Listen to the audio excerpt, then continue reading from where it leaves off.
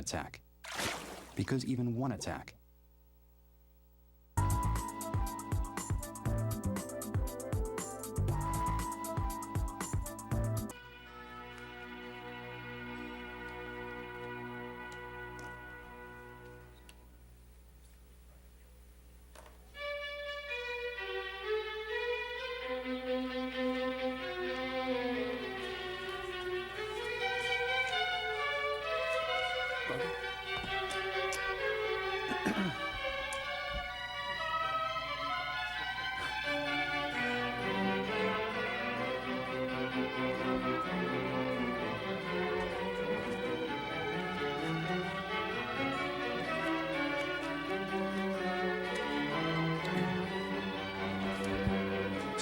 Are we ready? Excellent. Good evening. Welcome to the November 20th, 2017 meeting of the Pacifica Planning Commission. We'll start this evening with a roll call. Commissioner Stedgink, Present. Vice Chair Cooper, Present. Chair Niblin, Here. Commissioner Campbell, here. Commissioner Clifford, Present. Commissioner Kraske. Thank you so much. We'll go ahead then and move on to the salute to the flag, and I'll ask Commissioner Kraske to lead us.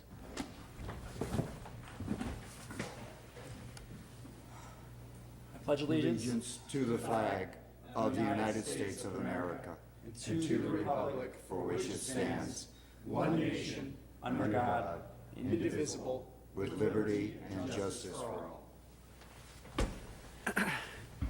Thank you, Commissioner Kraske.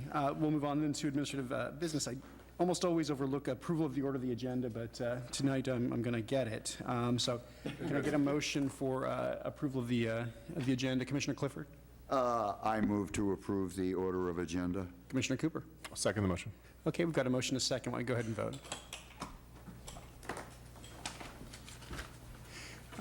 Let's see. Looks like we might be missing one vote. Okay, there we are. 6 votes in favor. Thank you. That's approved. So we have no minutes to approve tonight, so we'll skip over that. Designation of liaison to City Council meeting of November 27, 2017. This is the Alternative Financial Institution Ordinance, which we acted on at our last meeting. Commissioner Stedgink is presently down as the designated liaison. I just want to confirm that remains the case. That's correct, Thank you. unless Mr. Kimmel is available. I think we're gonna let you right. carry forward with that. Outstanding. Thank you. Thank you. So we'll move on to oral communications, and this is the portion of the agenda that's available to the public to address the Planning Commission on any issues within the subject matter jurisdiction of the Commission that are not on the agenda. The time allowed for any speaker will be 3 minutes. I don't have any cards. I'm wondering if there's anybody who wants to address the Commission. Looks like we have somebody. Sir, please come forward and you can address the Commission. Again, this is on items that are not on the agenda this evening. All right. Thank you, sir. I don't see anyone else, so we'll then move past oral communications, and I'll note that we don't have any consent items, so we'll move past that as well. And this takes us then to new public hearings, and the first item that we have is use permit UP 8417 and parking exception PE 17517, submitted by Dr. Molly Rice to allow for the conversion of an existing 2-story non-conforming single-family residence to a conforming commercial veterinary clinic on the ground floor with an apartment unit on the second floor at 439 Harvey Way. The assessor parcel number is 022031190. And the recommended CEQA action is a Class 1 categorical exemption pursuant to Section 15301 of the CEQA guidelines. The recommended action is to approve as conditioned, and I'll go ahead and take a staff report. Good evening, Commissioners. I am Assistant Planner Bonnie O'Connor. Before you this evening is a project involving the proposed conversion of an existing non-conforming single-family residence located in a commercially designated and zoned property to a mixed-use structure with a small animal veterinary clinic on the ground floor and 1 dwelling unit on the second floor. The primary structure would undergo a complete interior remodel on the first floor to create rooms and spaces for a veterinary clinic, including 2 exam rooms, lab and procedure rooms, a reception area, and a staff lounge area. The upstairs would also be remodeled to establish a kitchen, bathroom, and bedroom. A small addition is proposed to the second floor to create a living room for the dwelling unit and to meet the minimum dwelling size for a 1-bedroom unit. Exterior stairs to a new deck on the back elevation of the primary structure would provide access to the independent dwelling unit. The detached single-story garage would partially be remodeled on the ground floor to establish laundry and storage area for the commercial use, and would be expanded to a second floor to create a loft storage area over the garage for the residential unit. Both the primary structure and the detached garage would have exterior upgrades, including new windows and siding. A fenced-in natural turf pet relief area would be established behind the primary structure. The backyard would be landscaped to accommodate an outdoor break area for the employees. The property would contain a total of 6 parking spaces. The single garage space and the compact space behind the primary structure would meet the parking standards for the dwelling unit. The 1,388 square foot of commercial area that would be used as the veterinary clinic requires 7 parking spaces. 4 of the commercial spaces would be established in the front of the primary structure, including 1 van-accessible space and loading area. The applicant is requesting a parking exception for the remaining 3 spaces. The applicant is the owner of the property and would relocate her existing veterinary clinic located on Palmetto Avenue to the property. Her clinic, which specializes in holistic healing and acupuncture, is an outpatient and appointment-only clinic. 2 veterinarians, assisted by 3 veterinary assistants, staff the clinic. However, 1 veterinarian and 1 veterinarian assistant is typically at the clinic at any one time. Potential impacts from noise or odor associated with the proposed veterinary use on the surrounding residents would be addressed by the provided conditions of approval. As noted in the staff report, staff acknowledges that there is no condition that would limit the potential parking usage for the commercial business if the business model of the one veterinary assistant staffed clinic is changed by the applicant or a future operator to something more intensive. However, staff believes that the limited space of the clinic and condition of approval number 3, which restricts the scope of services provided, make a substantial expansion unlikely. And the specifics of the current proposal all support the findings that the veterinary use as proposed would not be detrimental to the neighborhood. However, staff wanted to raise the potential for a future expansion of the use for consideration by the commissioners.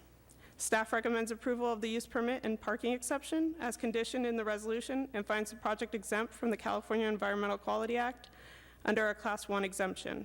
And that concludes my presentation. Thank you, Ms. O'Connor. I was wondering if any members of the commission had any questions for Ms. O'Connor or other members of staff at this time. Commissioner Clifford. In reading this, in reading your report, I read that there was some type of soundproofing. Is that correct? The new material, the new windows and the new exterior were going to provide soundproofing. Is that what I read? So our municipal code has, I believe, 4 conditions or standards that veterinary clinics need to meet. One of them is having the structure certified by an acoustical engineer to make sure that noise from the veterinary use would not impact neighboring residents. However, as further detailed in my staff report, staff thought that because no overnight boarding or holding of animals occurs at the property, and that windows and new siding would be installed to improve the attenuation of the existing building, that there wouldn't be the need for soundproofing of the entire building as certified by an acoustical engineer. Okay. I get the windows attenuating the sound because dual or triple pane windows will do that, but I am curious about the idea that hardy siding is going to do anything to deaden sound. It's a solid material. If anything, it'll help transmit sound. Did they propose any kind of sound proof, not proofing, but like sound insulating insulation? There is an insulation out there that is both fire and sound deadening. It doesn't burn and it deadens sound. And I was wondering if that was anything that they had proposed in their project. No, they did not. They didn't. And also, what is to the south and what is to the north of this particular building? Non-conforming single-family residences. They're both single-family residents. Okay. Thank you. And additionally, to the east, there's a single-family residences as well. Say that again, please. To the east, on the back side of the property. Oh, okay. So it's all residential right around it, because I know there are a few businesses down in there. Okay, thank you. Thanks, Commissioner Clifford. Commissioner Cooper. Thank you, Chair. I had a couple of questions for you. Typically, I guess when you propose projects to us, you give recommendations. Why would you recommend 2 bicycle parking spaces in this property when I don't think people go to veterinary clinics carrying their vet on their bike? It's a requirement of our code. Is it practical here in this case? I mean, we look to you kind of for a little bit of guidance. I mean, is that practical in this business purpose, or is that something you're just looking for us? It may not be practical that the clientele use the bicycle. I mean, it's kind of hard to carry your animal on a bike, but it might be practicable for the staff to use it. Okay. All right. The other comment I had was in regards to the Harvey Way and then the backing up on Harvey Way. If I look at this plan, and I look at the adjacent sidewalks, it appears that and this is sheet 1 of 10, it appears that the parking spaces actually go into the street. Is that the case here? And the sidewalk is actually in the street? So the parking spots end at the property line, and the sidewalk occurs within the street right-of-way. Engineering has reviewed and approved this design as being acceptable. Are we granting an easement for this? I mean, I assume it's private use, right? It's a sidewalk. Sidewalks, But there's like the sidewalk is almost 6 feet into the Harvey Way right-of-way. That's 6 inches, I'm seeing. No, look at the 22.4. If you have a 3-foot sidewalk, which is not a non-conforming ADA sidewalk, so I assume you're going to make an ADA sidewalk, which is what, 5 feet or something like that? I believe it's 4 feet wide is what, So is that engineering. going to a non-ADA sidewalk? Is that how it's tapping into this property? So we're asking her to put in a larger sidewalk? yes. Okay, so the curb line, from what I see on this drawing, then would go into Harvey Way? It starts shallower, and then as we get into the property, it goes actually into the roadway, and then back out again as it attaches to the other sidewalks? So it appears that the adjacent sidewalks are on private property. So, yeah, there may need to be some curvature to connect the two. How do they use that now? I mean, is there cars that are parked next to that sidewalk to allow for cars to park parallel to the street, or how is it used? I guess I'm concerned that if I'm going to have cars parking in, that I'm going to have other cars that are going to they're going to try to back into a space, which is there's a car parked. I don't know the answer to that question. Okay. It's concerning because I was just kind of curious of how that looked and why the city would approve us going into a city street, but maybe I can ask the architect. The other questions I had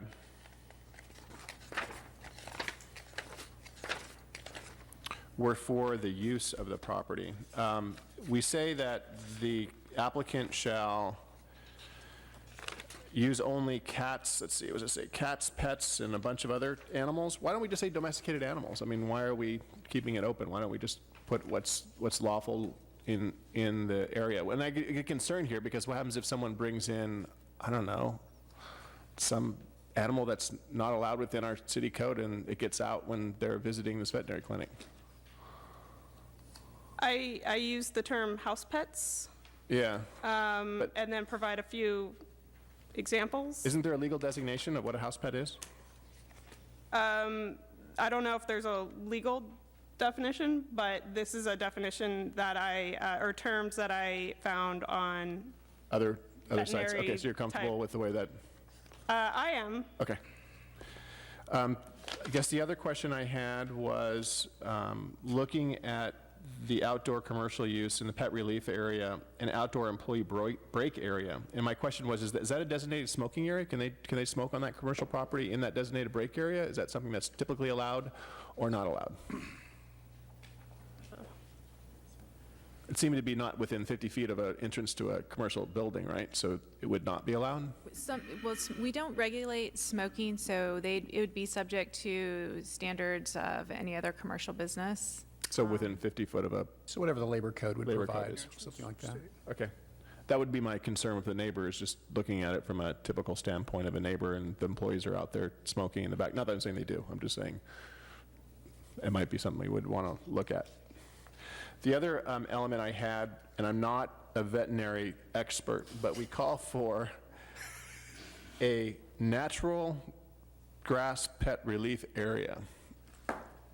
I don't know if that's the healthiest thing. I'll maybe say that question for the architect, because I mean, you're just going to have a buildup, I would assume, and I don't know how you'd keep grass clean with all those pets doing things on it, but it may not be the right, the application here, so I would be concerned if that's the right. You're concerned with With the grass? condition, yeah. It says condition number 4 would require the veterinary clinic maintain a natural grass pet relief area and require the animal feces to be immediately picked up. But I'm not sure the natural grass pet relief area is something I would want to restrict, because it might not be the best for the business as far as cleanliness and really what the, because I think we're being counterintuitive here for what we're trying to do. We're trying to make a natural environment, but then again, it may not be the best environment for this purpose. So I'd be careful with that restriction, but maybe we'll ask the architect when she comes up. Sure. If I can just add to that point, our thinking behind that was that a natural grass area would process the urination and feces residue better than a turf. Yeah, for the people who walk my neighborhood, I think my grass dies pretty often, and I don't think that 10 times the traffic would help. But anyways, it's not I don't know anything about it, but we'll ask her, but thank you. All right, that's all the questions I had, thank you. Thank you. Commissioner Stedjink. I just have a question. So under no conditions, this veterinarian would be treating agricultural animals at this location, correct? That's what the condition of approval would restrict. And can you reiterate which animals will be treated there? The condition uses the term house pets, including dogs, cats, rabbits, birds, and reptiles. Okay. And my second question has to do with Commissioner Kupner's natural grass pet relief area there and the disposal thereof. I tend to agree. Certainly, you wouldn't have in a medical setting. You wouldn't have that as a waste disposal area. Is there any sort of how is this waste going to be disposed? Is it like a once a week recology pickup, or is this like a daily pickup by a special vendor, or? I think we can ask the applicant Great. that. Thank you. Thank you. Commissioner Cooper, I'm sorry, Commissioner Clifford, did you have another question? No, but I did have an answer for Commissioner Cooper's question about parking in that area. It is pretty tight at this point in time. In fact, I came through tonight on my way just to see what it was like when everybody's home, and it was completely parked up across from the building, and it literally, where the guardrail is, there was a van that had backed into between the guardrail and the hillside where Highway 1 is. So that gives you an idea of how much parking is required there already. And during the day, I've kept an eye on it, and when the tire place is running, and there's another business somewhere tucked in there that actually works with steel girders. I've seen them being delivered there. So it's a very narrow street, one-way street. It does have a lot of parking during the day on it, and at night there is also substantial parking, to the point, as I say, somebody is literally backed in between the hill and the guardrail. Right. You know, I don't know how they open their doors, quite frankly. When I drove past it, I figure they crawled out the window or something. Okay, that's that. So I actually had one more question before we moved to hearing from the applicant, and that pertains to the requirement for purposes of a use permit for an animal hospital or clinics, and sort of this notion of needing to have plans and specs that bear the certification of an acoustical engineer. And I just wasn't clear, do the plans and specs actually bear the certification of an acoustical engineer? No, they don't. And I guess this is more for the city attorney then, just to make sure that I'm tracking. I mean, this isn't really written in kind of discretionary, at least not to my reading. It's not written in any particular discretionary way. So I understand that the intent is, staff's view is that the intent is generally being addressed, given the totality of the circumstances. But I'm a little concerned about the language of the ordinance code, and I mean, it seems fairly directive, so I was wondering what your thinking was on that. My understanding is that it is not a discretionary requirement. However, I will say that the code doesn't specify the use of any specific materials to be used as soundproofing, so it would be important to keep that in mind. Okay, yeah, that piece I got. Again, I was just sort of, again, even if it was, assuming that we're correct with respect to our assessment, I'm just sort of curious about what the process would be to actually get a certification from an acoustical engineer, and why we wouldn't just require that the plans and specs bear that certification.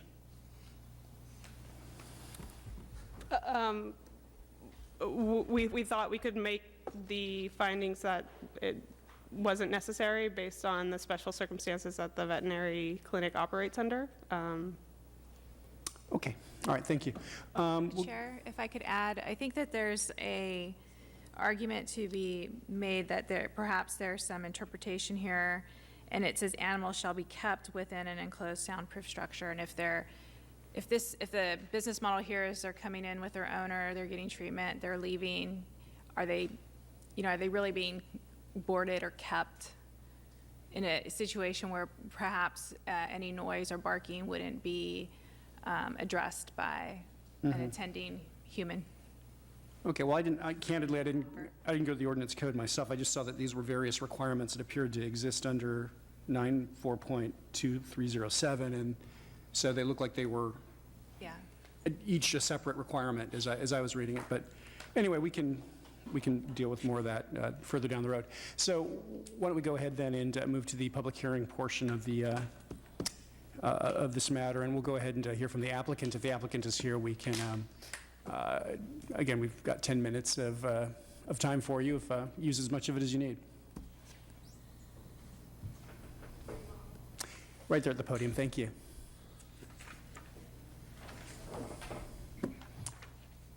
So I'm Dr. Molly Rice. I'm a veterinarian right here on Palmetto Avenue. I've been there for 12 years. I stood up here and talked to probably none of you 12 years ago for the same permit.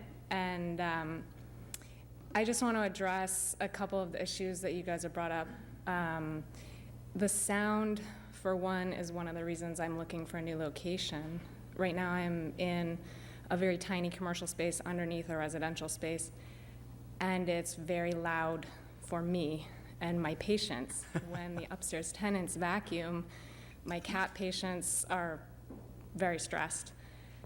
And I would like the opportunity to soundproof the building and make it more comfortable for my clients and patients. The most noise that you hear coming from my clinic area is from my neighbors behind us whose dogs bark constantly. But my patients are making noise because they're there to relax. They get acupuncture, they get chiropractic treatments, and then they leave. We don't have any cages, we don't do boarding, and that's not our intention. We use a lot of other clinics in the area. There are a lot of veterinary clinics in Pacifica, and we do complementary medicine. We complement what they do. They do x-rays, surgery. I don't think any clinics here board, but emergency care, it's all done elsewhere. We do a different style of veterinary medicine, and I need a larger space to do it better, but it doesn't necessarily mean it's going to be a nuisance where I'm at. I hope I would improve the area that I go to.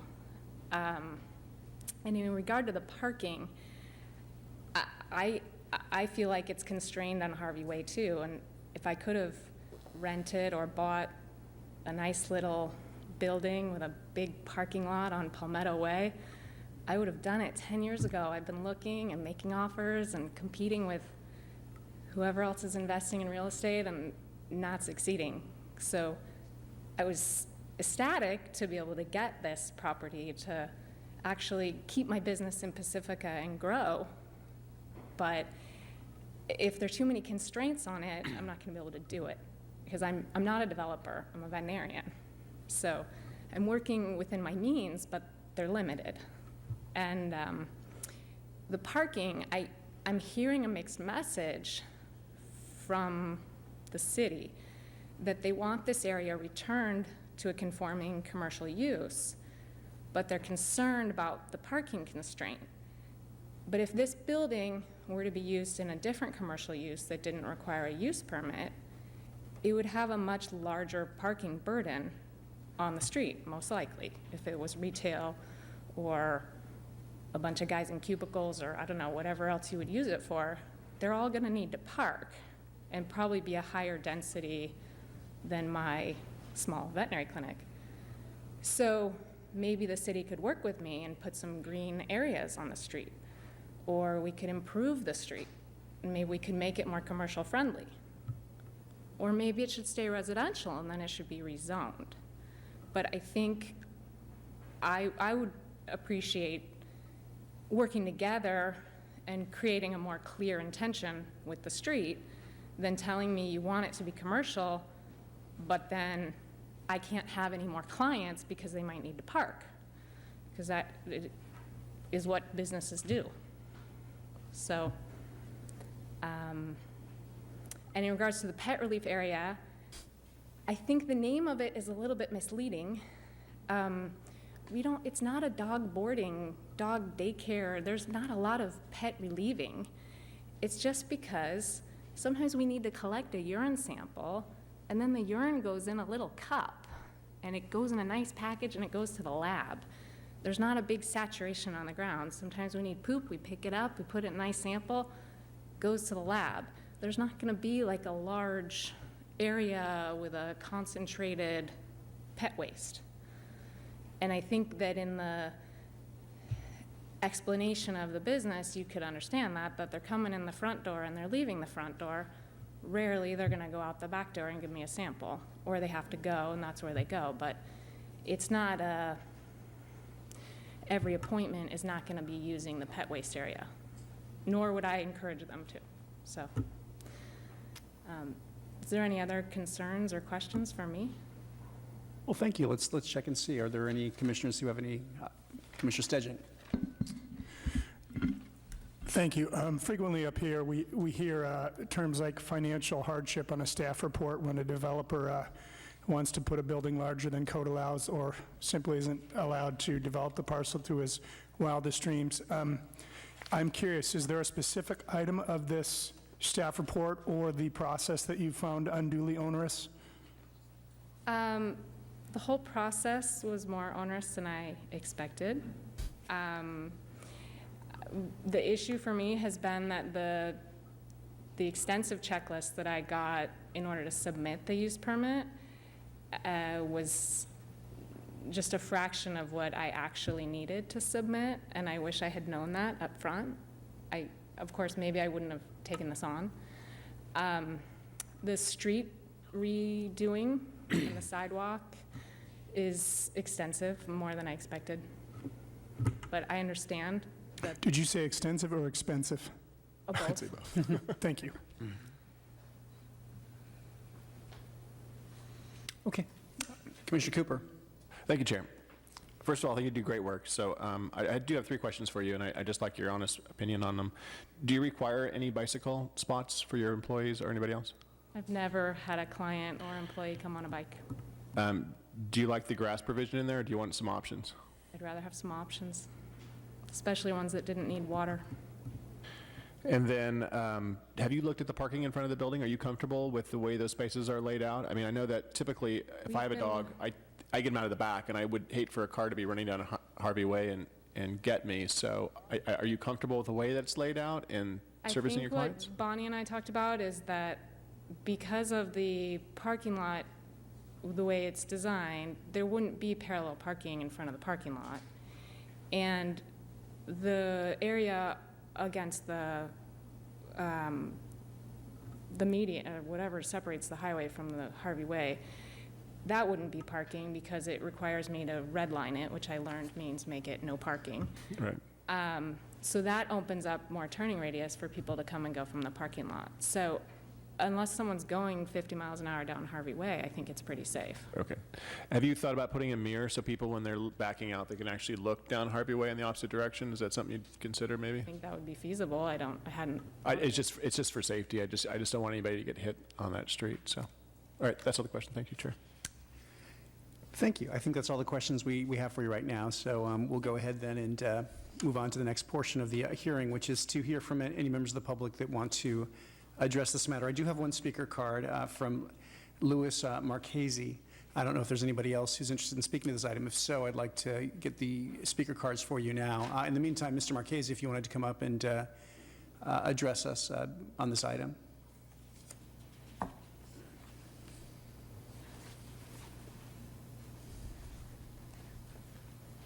Hi. I've lived on Harvey Way at 427 Harvey, which is the direct neighbor to the proposed pet hospital, for close to 19 years, and expect to live there for the rest of my life. And to keep the concerns really simple, my wife and my bedroom and kitchen windows face the yard that has the proposed waste area. And when we got the notice in the mail, our heart just kind of sank. We did not realize anything about Molly's practice. It was holistic. It wasn't a traditional veterinary clinic. But the fear of the noise and potential odor is what has brought me here today. Harvey Way is a unique little area in Pacifica that we've learned to absolutely love. It does have a horrible parking situation. I think a lot of that has to do with the tire station, tire shop and service station at the end.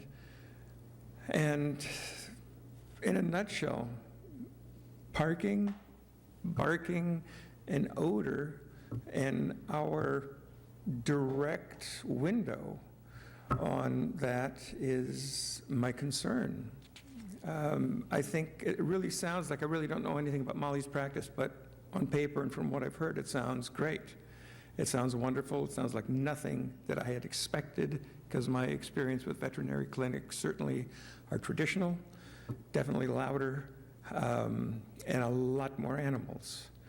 But I did need, for my wife and myself, to let you know that we are right there, and we would love to not have an addition to Highway 1, especially after you open that tunnel and let all those other people through, add to the sound that we have to deal with already. And we'd like to be able to live with our windows open.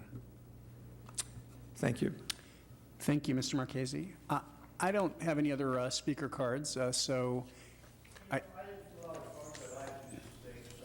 well, sir, if you're gonna speak, we'll need you to come up to the podium and state your name for us, or at least introduce yourself in the way you care to, and go ahead and. Yeah, hi. My name is Charles Kaufman. I live 416 McDonald there, and my house is directly behind her house. We share the fence there, and I have a dog, and unfortunately, my dog's a yapper, and my concern is if they have people in the backyard there, should be yapping all the time, and just not only disturbing me, but the rest of the neighbors. And basically, that's about my biggest concern. Oh, another thing is, they're talking about, were they going to build up higher on the house? Because if it does, it'll just kill my view. Because when I first bought the house, I bought it because I had a view of the ocean. Then when they built across the street there, that kind of killed like 75% of that. So that was my other concern about building up on the home there. Thank you. Thank you. Is Mr. Kaufman? Is that what it was, Mr. Kaufman? Thank you, sir. Appreciate your comments. Okay, well, check one more time, see if we have any other speakers to this item. Is that one more person who wanted to speak to this item? Why don't you come forward, and if you can, after you speak, just provide your speaker card to staff.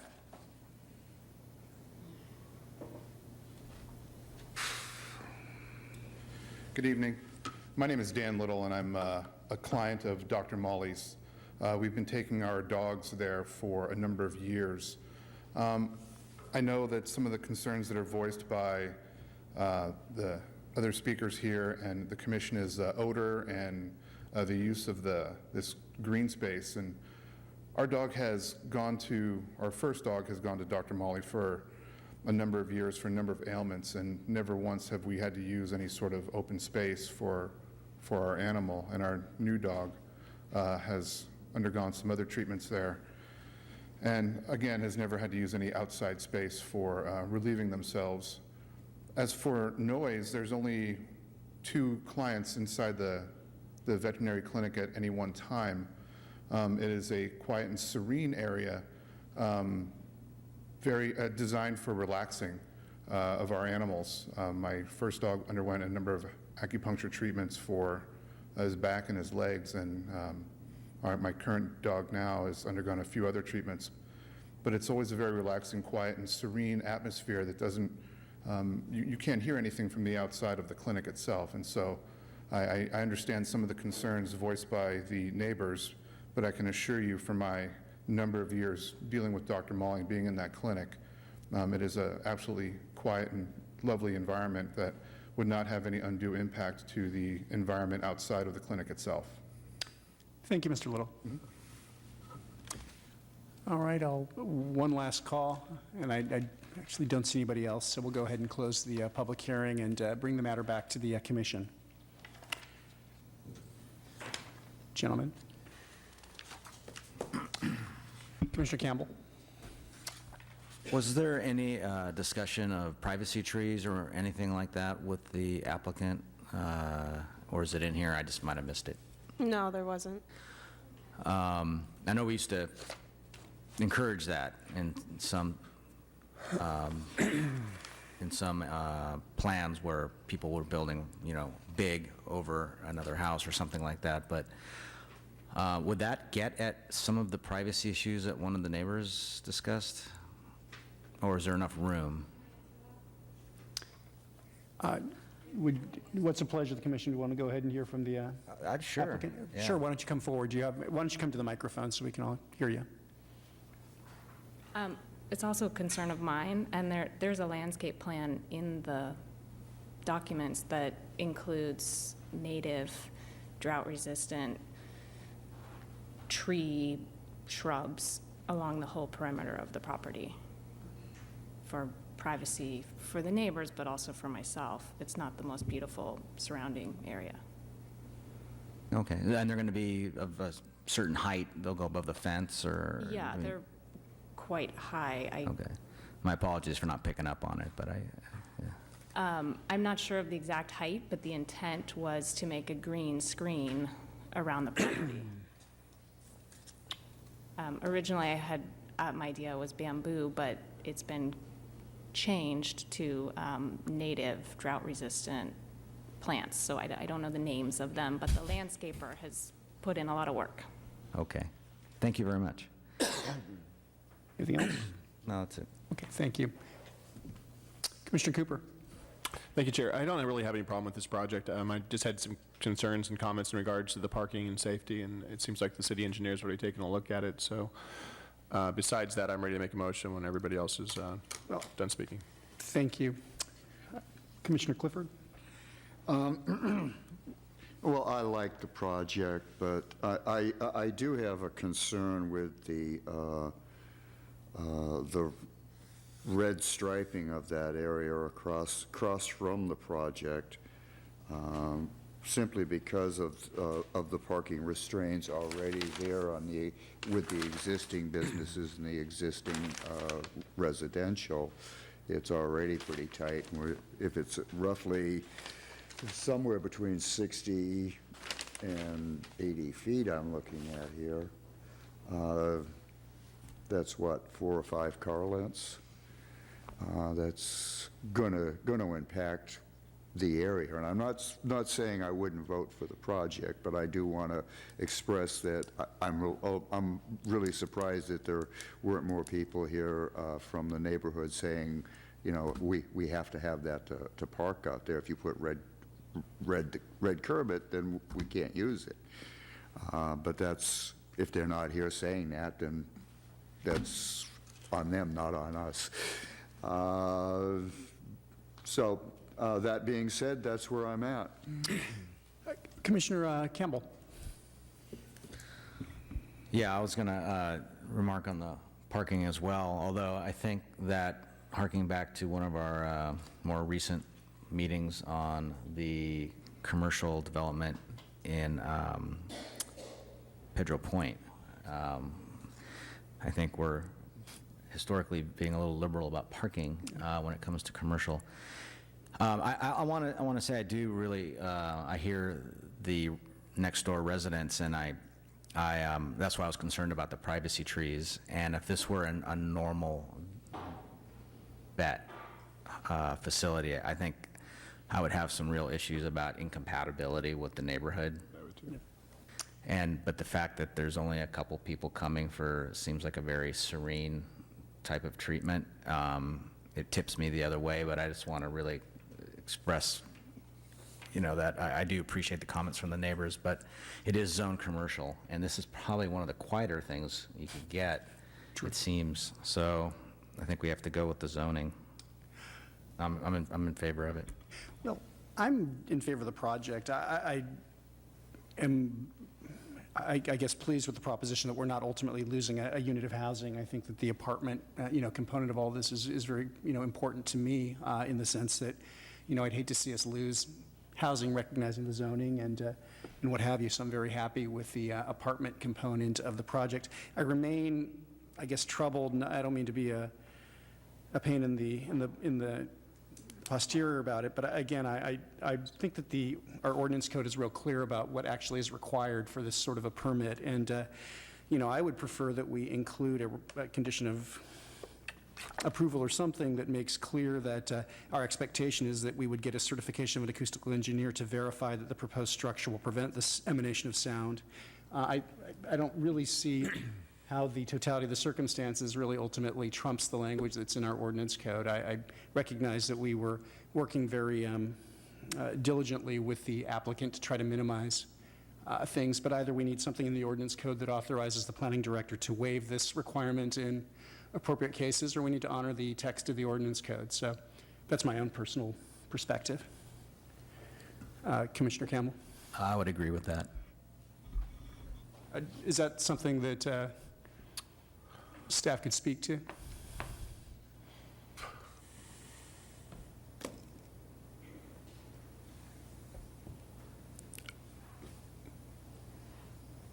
Chair, I'd have a comment. It's really hard to eliminate sound and the levels that you would have to specify. I remember a while ago we had talked about this in noise levels and what was acceptable wasn't acceptable, and you'd have to throw a decibel figure in somewhere from a certain distance from the building in order for it to be enforceable. So I don't know how we would restrict it unless someone here is really good at acoustics, because you can't say none, because that would be unrealistic. Yeah, well, I'm not actually speaking to that. I'm really literally speaking to the explicit terms of the ordinance code, which require a verification that the proposed structure will prevent sounds emanating from the building from going beyond the property line. So I recognize the challenge, but that's our ordinance code. That isn't my... Okay. So I think that we can add a condition that basically restates this code provision. I think with the understanding that given the nature of this business and the way it's described, that an acoustical engineer may find that just the standard upgrades that are being proposed actually meet this standard. And that strikes me as probable, so which is fine. Thank you. Commissioner Clifford. Yeah, I was going to reiterate that there are insulations that are sound deadening. They're going to have to put insulation in the building anyway. The upcharge on that wouldn't be that much. And I've done a lot of soundproofing for people. There's been lots of different issues that have come up, including partying neighbors next to the bedroom. So I have had to deal with this in the normal course of my business, and I know that hardy board isn't soundproof. Thank you. Commissioner Stedging. I would just caution against any conditions that absolutely prohibit sound from escaping the building, just the mere cost of soundproof windows, et cetera, and that level of assurance may be prohibitive. Thank you. Thank you. Commissioner Campbell.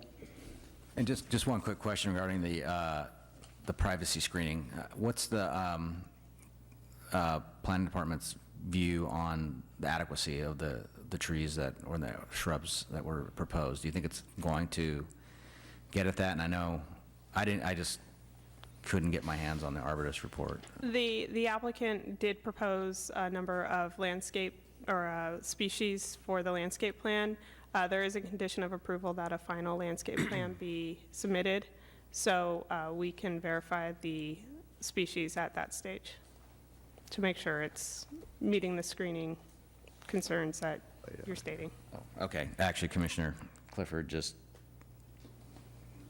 gave me the landscape key. So there's 15-gallon shrubs and bushes. Those are pretty big, so, okay. Thank you. Looks like Commissioner Cooper maybe has another comment, question, maybe a motion. I do. I just have another comment before I make a motion. My motion will include two modifications, and that'll be deleting provision number 4, which was for the bicycle stands, and then deleting, the bicycle stands was number 6. Let me check. Let me make sure. Number 6 was the bicycle thing, so I'd delete that provision. And the number 4, I do want a permeable surface in the back, but I don't really care if it's grass or not. So I think that we should just give that option to say permeable in the back and then delete the words and natural grass turf. So those would be my things. I was wondering if anybody had any concerns or comments in regards to that. Well, again, I would be supportive of a motion if it, again, required the certification of the acoustical engineer as set forth in the ordinance code.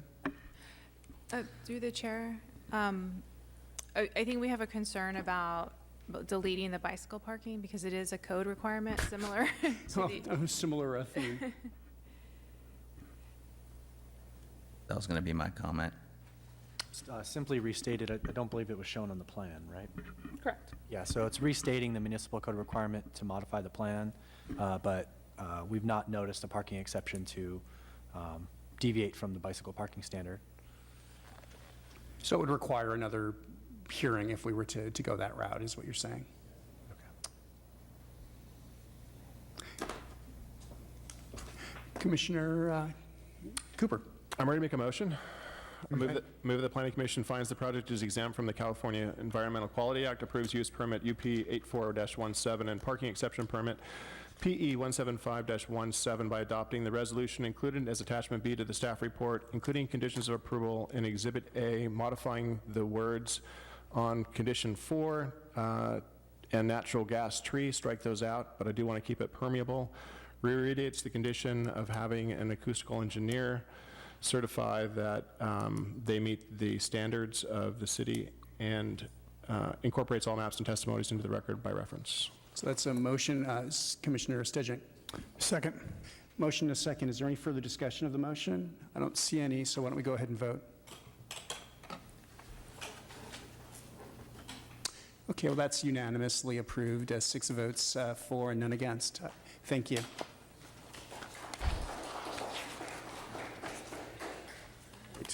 Well, that then will take us to the second item under new public hearings, and that's General Plan Amendment GPA 9316, rezoning RZ 19516, subdivision SUB 23416, and authorization to remove heritage trees. This is submitted by applicant Michael O'Connell of Roadhouse Industries to change the general plan land use designation from high-density residential to low-density residential, to change the zoning classification from the C3 Service Commercial Zoning District to the R1 Single-Family Residential Zoning District, to subdivide a 2.42-acre lot into 6 lots ranging in size from 5,035 to 36,104 square feet for future single-family residential development, and to authorize the removal and replacement of heritage trees at the project site located at the western terminus of San Pedro Terrace Road, The assessor's parcel number is 0230-75050, and the recommended CEQA action is that a mitigated negative declaration, mitigated monitoring and reporting program have been prepared and are recommended for adoption. And the recommended action is to recommend to the City Council that it approve the general plan amendment and rezoning and approve the subdivision and heritage tree removal as conditioned. Staff report, please. Thank you, Chair. Good evening, Chair. Good evening, Commissioners. I'm Assistant Planner Robert Smith, and I'll be giving the presentation this evening. As you mentioned, the application is for the subdivision of a 2.42-acre lot into 6 residential development parcels.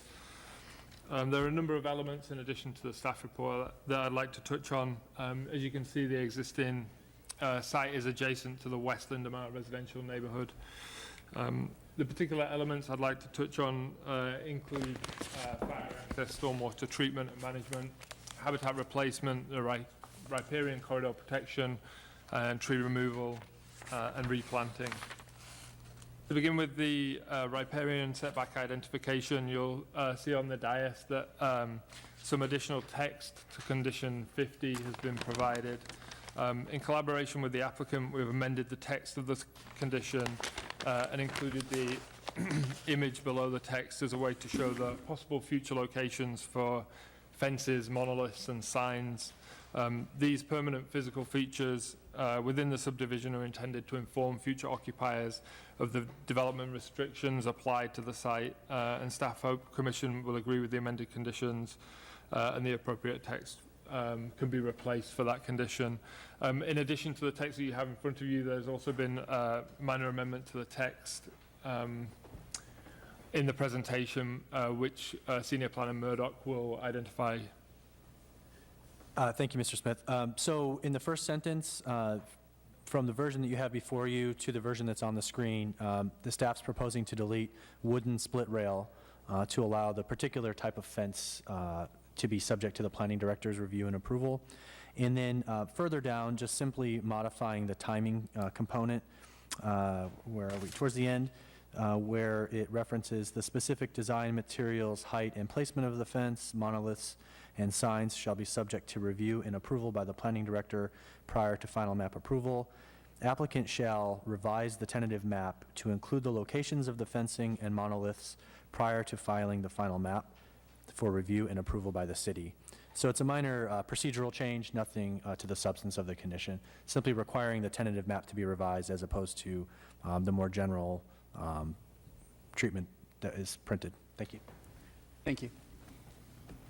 The next element is the willow planting as part of the mitigation measure to identify on the site plan its location to the rear of lot 6. That replacement is a 3-to-1 on a ratio of 3-to-1, and it's replacing the willow that will be disturbed as part of the installation of the stormwater outfall. The image on the right shows partially the landscaping plan, and to identify on that the replacement trees that will be coastal live oak and alder. And the details of the stormwater outfall. The stormwater outfall is designed to ensure that the discharge is limited to the post-construction discharge is limited to the pre-construction levels, and that design is also identified in the staff report. And then finally, the design for the site access and egress. As you can see, there's a restricted site entrance of 18, just slightly over 18 feet. North County Fire Authority require 20 feet for fire trucks to pass each other. So the applicant has proposed a rolled curb in order to ensure that if fire trucks are entering and exiting or passing at that site entrance, then there is sufficient drive aisle for them to be able to come into the site. So that would provide the 20 feet, the required 20 feet. That concludes the presentation, and I'd like to point out that the applicant's biologist, the city's representative, CEQA consultants, and city staff are available for questions should you have them. Thank you, Mr. Smith. Do we have any questions for staff at this point, or needed clarification? Commissioner Cooper. Thank you, Chair. I have a couple questions for you. The amount of material that is online for the San Pedro Creek in that area is immense. I mean, the amount of EIRs that they went through and the amount of provisions they went through, et cetera. And it looks like, I mean, a lot of those maps seem to be a little bit incorrect in the EIR reports in the fact that they just identify where the rehabilitation center is, but they don't identify that parcel in between, which is the parcel we're talking about. And so I guess I get a little concerned of what are the regulations when you subdivide a parcel that's so close to this wetlands and so close to the creek, and it seems to be mentioned but not mentioned in some of these EIR reports because the maps are so vague. The wetlands is very clear, but this parcel seems to have a direction or an arrow pointer that says Caltrans property, and it's not Caltrans property. So what investigation did you do in regards to this, and how did that play in your recommendation? Do you mind if I clarify? Is this the total portion of the site that's being subdivided? Is that the area of land that you're referring to? No, it's not. It's actually the area that's just to the west of it, where the wetlands currently exist. That's what the whole report was about. Is that it was expanding the San Pedro Creek from its original bed area to all the way into that, where the path is now. Right. That was the restoration that had happened. I'm sorry. And then the other question that I had is that some of these maps actually show a tributary that goes right in front of, it appears to go right in front of the rehabilitation center, up the hillside there. So if you're out there and you look at it, there seems to be a culvert there that's right next to that center. And where is that taken into account on these provisions in these maps? Because I don't really see it discussed. So I guess that's two questions, isn't it? Sorry, it's probably unfair. Okay. If I could address the first Sure. one to start with. So the question relates to the environmental review that was conducted as part of the former creek widening project. And that environmental review covered a large portion of the San Pedro Creek. The project covered a large portion of that area. And the application site was part of the creek widening project. And as part of the environmental review for this project, the previous environmental reviews were analysed to ensure that any environmental considerations that were previously undertaken were carried through into this report as well. And I think it's also worth mentioning that as part of the creek widening project, a large portion of fill was incorporated onto this site to bring the site out of the floodplain. And that was part of the flood work as well. Correct. And then number two, as far as that tributary that I saw on one of these maps? So I'm not too familiar with the location of that tributary. I don't suppose you might be able to Did you look at that property and see that that culvert that was right next to the rehabilitation center? So there was a former a stormwater culvert that runs adjacent to the rehabilitation center, and that has, for stormwater purposes, that's actually now been abandoned. And in the past, for the rehabilitation center to address their wastewater, that storm pipe has now has a wastewater pipe running within the former storm drain. So that pipe is providing the wastewater. We're talking wastewater or stormwater? Because stormwater goes into the creek, wastewater goes in the plant. So there's an existing stormwater drain that runs over the creek that runs along the side of the rehabilitation center. Is it a different? It's the culvert that I see right next to that plant that seems to have water in it when I was out there today. And so I'm curious of where that shows up on the plans, and I see it. And the reason I get concerned is because I actually see it in one of these maps that I was looking at doing some research on, and this was available on the internet, and it actually showed a tributary coming off of the hill there. So I was just concerned if that was taken care of, if that was done underground. Is there something that went on there? This might be a good question for the secret consultant, but as part of the application process, the Army Corps of Engineers have done a wetland delineation study.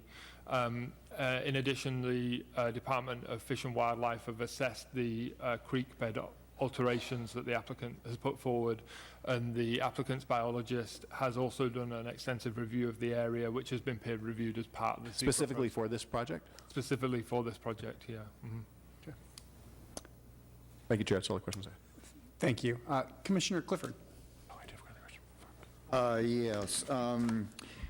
I had a couple of questions, and I'd also like to make an addition to the signage on the fence. And I'd like staff to consider it at any rate.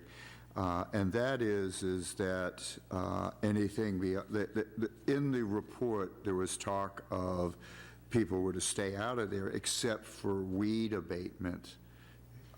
And I am concerned that no chemicals be used for the weed abatement. I don't want to see any Roundup or anything else sprayed along that area. Any chemicals that can get into that creek. There are several endangered species there, and we really don't want chemicals there. So I'd like to see that added to the signage. And then 25 feet seems an awfully short distance to the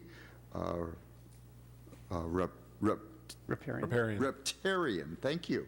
Riparian area. I'm used to hearing, 75, 100 feet before you get to it, and we're hearing 25 feet here. That seems very close. So I have concerns about that. If you could address why 25 feet seem to be okay? Yeah, sure. The actual creek bed itself is set back significantly from the line of the 25-foot riparian corridor. So the 25 feet is actually taken from the drip line of the willows. So the creek itself lies beyond that. Again, the proposal for the 25-foot setback was included as part of the SEQA analysis. The biologists have reviewed that setback and have found that that is sufficient to be able to protect the species that are on the site and also protect the habitats that are available there as well. So the only intrusion, if you like, into the habitats there is part of this stormwater outfall construction, which is being mitigated through the mitigation measures in the alternative location on the site. So although the 25 feet may seem like it's a narrow setback, it's certainly been thoroughly reviewed as part of the environmental review. How you're saying the 25 feet is to the willows? It's taken from the drip line of the willows, correct? Drip line of the willows. How far is it actually from the creek? Do you have that number? I could check my plans if you don't mind. Yeah, that's, I have, I'm here until we're done. I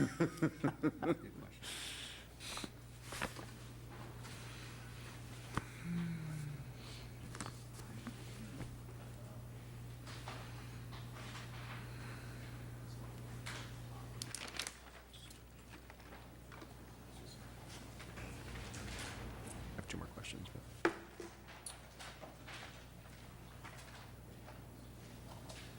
The willows. The wetland, and this place is where the wetland is inside the drip line. Oh, yeah.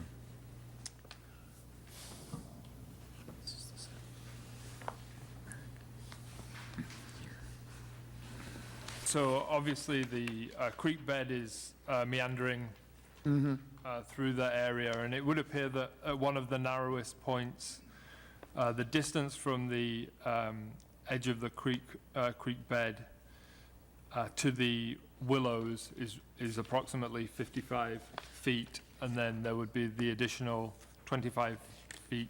So we're talking 80 feet at that point. 80 feet, correct. Okay, thank you. I Thank you. appreciate you doing that. Thank you. Commissioner Stejink.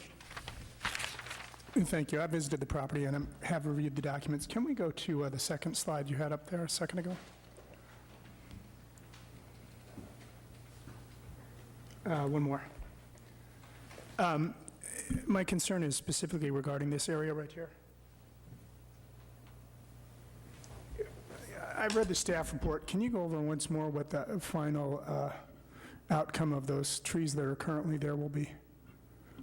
The trees, the tree report is included in the appendix, and from memory, the majority of the trees in that area are eucalyptus trees, which would not be protected as part of the heritage tree permit protection. There are heritage trees that grow within the eucalyptus trees, and in the arborist report, they've identified that those trees are not necessarily in great condition because of the way that the eucalyptus trees have grown around them. And their limbs are spread wide, creating a greater risk of limb failure. And I didn't see any designation of that being a wildlife corridor on the staff report, is that correct? I don't recall that there was any designation for wildlife. Was there a designation of what species were on this property? I'm sorry, I didn't quite... Was there a designation on the staff report of what species of animals were on this property?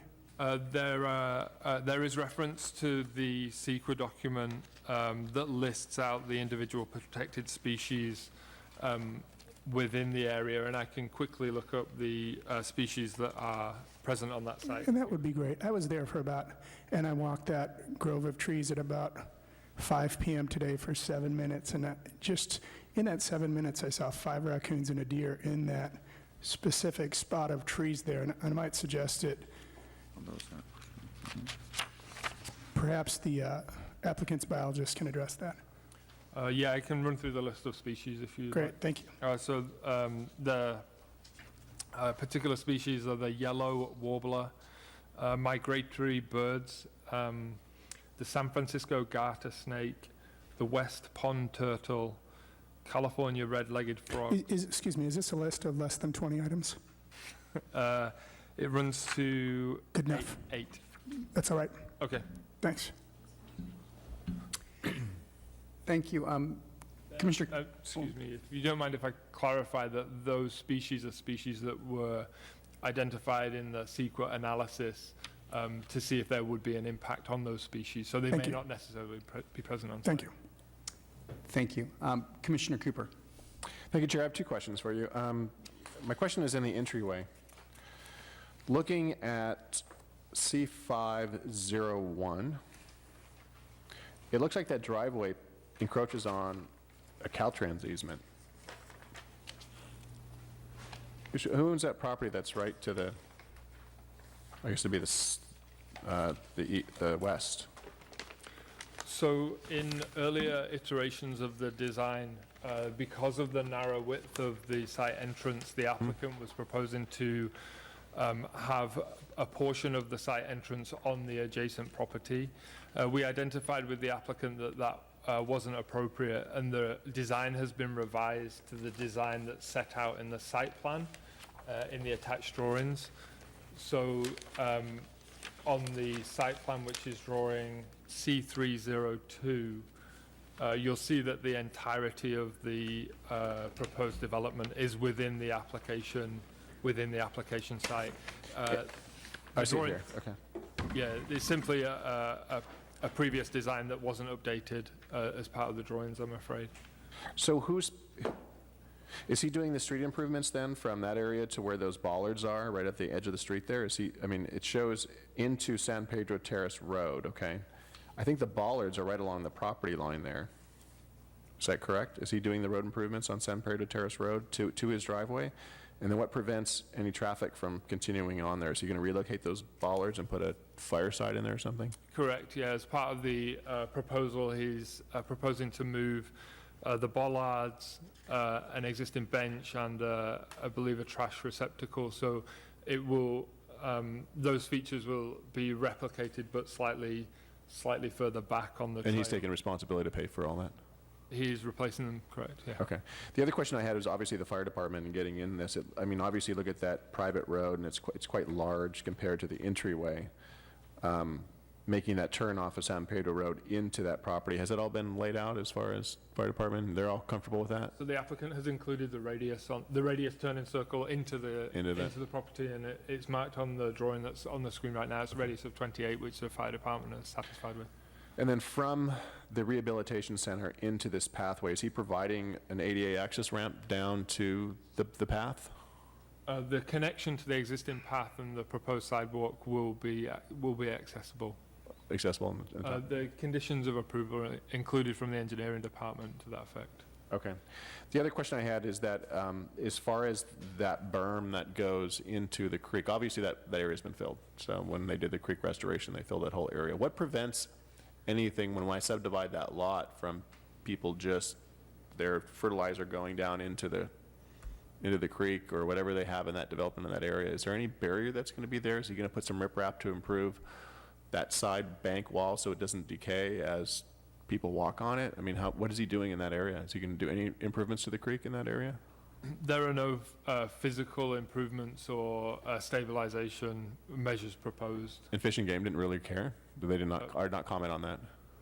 Fish and Game were consulted on the application. The applicant did that directly, and they require a lake bed and stream alteration agreement if works are significant enough to warrant it. So the proposal went off to them, and they reviewed it and provided no comment, so effectively gave permission for the development.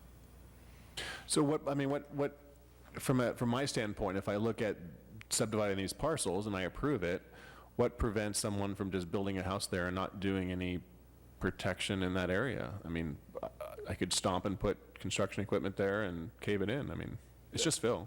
Yeah, so there are a couple of requirements. If a future homeowner, for example, were proposing to make alterations, like building a house? Within the, well, there are a number of conditions that restrict structural development within, beyond the 25-foot creek riparian corridor. Those conditions are set out in the staff report. And then additionally, if they were making alterations to the creek or the creek bed, then they would be subject to permits from the Fish and Wildlife. I guess it's not alterations to the creek bed. I mean, if I'm putting a residential building next to a creek, I'd want some sort of protection. Does that come back to me when they want to build there, or once I do this, it's done? It does not. So in this zoning district that's proposed, construction of single-family residences is not a discretionary permit issued by the city. So this project is for the general plan amendment and zoning change, as well as the subdivision, but it does not contemplate the homes that would be built in the future. To your point, the area of concern for a lake and streambed alteration agreement extends beyond the creek bed. And so the adjacent riparian habitat, to the best of my understanding, would also be affected by the Department of Fish and Wildlife's jurisdiction. And so it may be that the city's not involved, but it happens periodically where we refer applicants for a building permit in an R1 zone to contact the Department of Fish and Wildlife, even though we don't have a permitting mechanism to withhold a permit or to impose a condition on that. So if I was, let's just say I bought one of these parcels, if we agreed to this, and I just stayed on my side of that fence, because there's a fence along that area. Does anybody get involved, or is it just I don't have any say at that point in time? As long as it falls within the R1 district, I'm okay. Which fence are you referring to? There's a fence along the side of the property that actually borders the creek right now. It's an existing fence. And I would assume that's the boundary line that they have. But if I don't go into that area with my construction activities, then I don't have any say anymore. They can build to whatever the general zoning restrictions are. When you say, I think you're saying I in both contexts. So I as the developer and I as the city? No, I as in if I was a private party and I wanted to develop that piece of property, let's just say I wanted to build a house there, do my plans ever come in front of this commission again? Likely not, unless you were seeking a variance or Okay, a so if site I development kept permit. on my footprint and built to whatever the zoning requirements are, it would never come in front of me again? That's correct. Okay. And steps have been taken through the map and installation of this fence and the monoliths to try to designate and restrict development and activities that would damage the riparian habitat as part of this subdivision. But no, the commission would not see, in all likelihood, the application for the single-family construction. So if I recall, there's a home on Rosita that was, no, it's on Adobe, right? That was built right next to the creek. Did we put any restrictions in there that of building a wall there to keep them out of that riparian area or to keep drainage from going into the creek? I mean, what restrictions did we put into that permit? Is that something that we do here, or is that something that we do with the individual? I'm not familiar with that particular project. I think along that area of the city, there are sites that may be in zoning districts other than R1 or have overlays potentially. So it's possible it received a discretionary permit, it's possible that it did not. I'm not familiar with the specific project that you're citing. Okay. The other question I had, which maybe you can answer, is why are we replacing a non-native plant? I mean, I know the willow tree is there, but it doesn't seem that, when we had this issue with that, was it the bowl, I think, that willow tree that was just sitting there, they last about 50 years and then they die, and they're not native to this area. So is that something that just because it's there, we want to replace it in kind, or would we maybe say, hey, let's put something that's a little more feasible in that area? What the intention is for the replacement is to ensure that the habitat that's there as existing is being replaced to serve the protected species that would be using it. So it's almost like a like-for-like replacement for willow that's taken out, willow that's replaced. Because the willow's considered a protected tree versus a eucalyptus? The willow's considered a species that is providing habitat for protected species. All right, thank you. Thanks, Chair. Thank you. Commissioner Clifford. I want to be clear. Each of these lots could put in an accessory dwelling unit, correct? That would be part of the R1 development standards, yes. So that's an additional potential for more units out there. Thank you. Commissioner Stedging. If an ADU is built at the same time of construction as the original home, or say within 30 days after, would it ever come to this body? It would not. Likely not. It's unlikely it would be constructed concurrently. We have an owner occupancy requirement in the ordinance, and so the applicant would be unable to satisfy that requirement if the home did not exist. Thank you, Christian. The final parcel, the 36,104 square foot parcel, if that was to be subdivided further in the future, would that come before this body?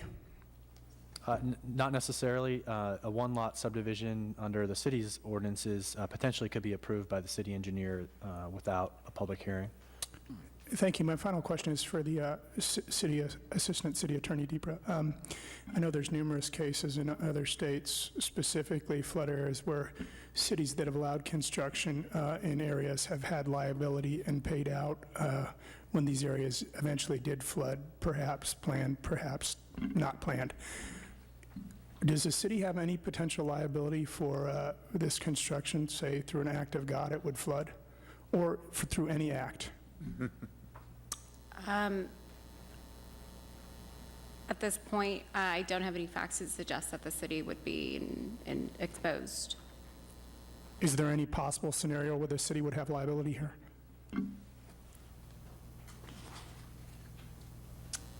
Not to my knowledge. Thank you.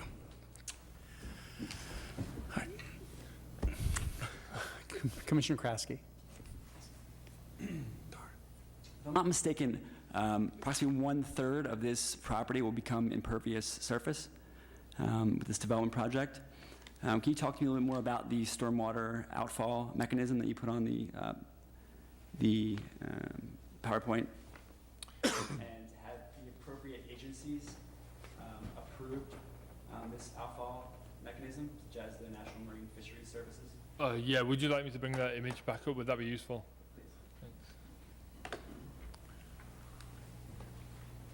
So the plans for the outfall for this detailed design were the plans that were sent to the Fish and Wildlife Department. So they have reviewed the area that's going to be disturbed as part of the construction. So in terms of a regulatory body, they are satisfied that they don't need a creek bed alteration as part of the development. The Army Corps of Engineers have also been consulted, and again, they haven't had any specific comments in relation to the construction. In relation to the impervious surface, the applicant has provided hydrology calculations for a 100-year storm event, and also the C3. I don't know if they provided. Yeah, the C3 provision, which would normally be The vehicle by which you would regulate pervious surfaces has also been reviewed by our engineering colleagues, and that is also incorporated in the conditions of approval. One other comment. It's my understanding that the San Pedro Creek is a migratory path for steelhead trout.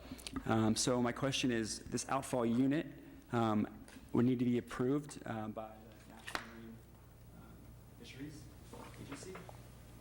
Have they gone ahead and approved this outfall unit for use? I'm not aware if they have or have not, or whether they've been consulted on the proposal. It may be a good question for the applicant, but their permit requirements would be different to ours. All right, well, looks like no further lights at this time, so I'm going to go ahead and move this to the public hearing. I'll go ahead and open it, and we'll start with the applicant and afford the applicant up to 10 minutes to provide any information that he cares to share. Commissioner, my name is Mike O'Connell. I'm actually the agent for the applicant in this case. Thank you. Before I respond to some of your questions, I just wanted to point out a couple of community benefits that I think this project has. The first is the cul-de-sac. So currently, it's really difficult for fire trucks and ambulances to, use the end of this road. They frequent the rehab center just because of the nature of that use. There's a lot of fire trucks and ambulances there. I walk by this site almost every day with my dog. Couple times a week I see them there. They always struggle to turn around. So I think the cul-de-sac is going to enhance their ability to do that. The other benefit that I'd like to point out is, that trail is really great, but it gets a lot of abuse. There's a lot of graffiti, there's a lot of trash, there's a lot of illicit behavior that happens down there at night with drugs and alcohol, and there's not really a neighborhood down there to keep an eye on that. The people that use the rehab center come and go mostly during the day, so they're not, present at night when a lot of that stuff is going on. And it's a constant effort for Public Works. They're down there weekly cleaning things up. And so I think this project creates somewhat of a neighborhood watch, and I think that'll improve conditions on the trail.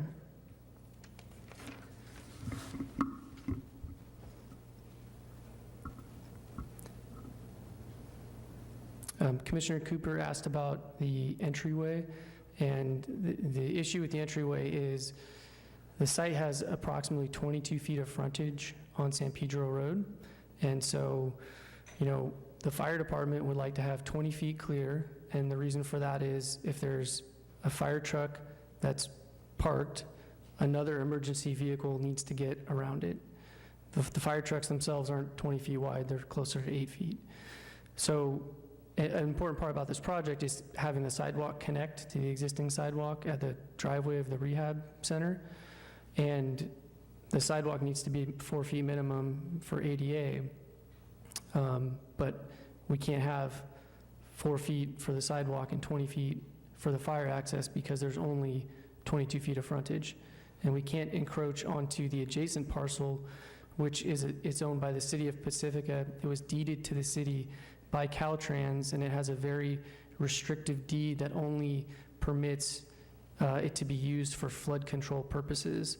And we went through a couple iterations of this with Public Works, with the city attorney, to try to figure out if we could, use just a hair of that property to enhance the entrance and get the 20 feet for the fire department and the 4 feet for the sidewalk. We didn't need very much, only 18 inches. But because of the restrictions on that deed, it wasn't possible. And that's when we approached the fire department with a smaller width, but a rolled curb that would allow them to roll up onto the sidewalk if they had to get by another stopped vehicle. Commissioner Stednick asked about the future subdivision of Lot 6. That would not be possible because most of that lot, it sounds like a very large lot, but most of it is the drainage easement for the city. So this is a very large site, but more than an acre of it is encumbered by the drainage easement, which is the creek itself for the most part. So that couldn't be further subdivided just because you wouldn't be able to meet the zoning regulations. You also asked about the flooding issue. So the site's been remapped by FEMA since the flood control improvements, and you know, the creek itself is obviously within the floodplain, but the area adjacent to it is not. Just as an added precaution, the finished floors of the buildings are anticipated to be 2 to 3 feet higher than the top of the bank. And then I'll touch on the C3 and storm drainage. So there's a detention pipe in the street, and that detention pipe is sized to hold a certain volume of water. And that volume of water is, essentially what we're trying to do is reduce or limit the post-development runoff to less than or equal to the pre-development runoff. So right now, the site doesn't have a lot of runoff because it's pervious and it doesn't have much slope. The water doesn't tend to flow anywhere. So that detention pipe is very large and it's very long. It's a 24-inch detention pipe, several hundred feet. I think it's about 500 or 600 feet long. And then at the end of that detention pipe, there's a manhole structure, and inside that structure, there's a weir and an orifice. And so the orifice, you could imagine there's a 24-inch pipe, but the orifice is smaller, let's say 6 inches. And that allows the pre-development flow rate to pass through, and the weir blocks the higher flow rate, causing it to back up into the pipe. And that's been sized, I believe, for the 100-year storm. There's also a check valve on the outfall to prevent high flows from backing up into the system. As far as the stormwater treatment goes, this has been reviewed with the CEQA civil engineer peer review, as well as it has been reviewed by the Regional Quality Control Board. And what's happening is there's a bioretention area adjacent to the road that the water sheet flows in. The water is treated there before it's discharged into the storm drain.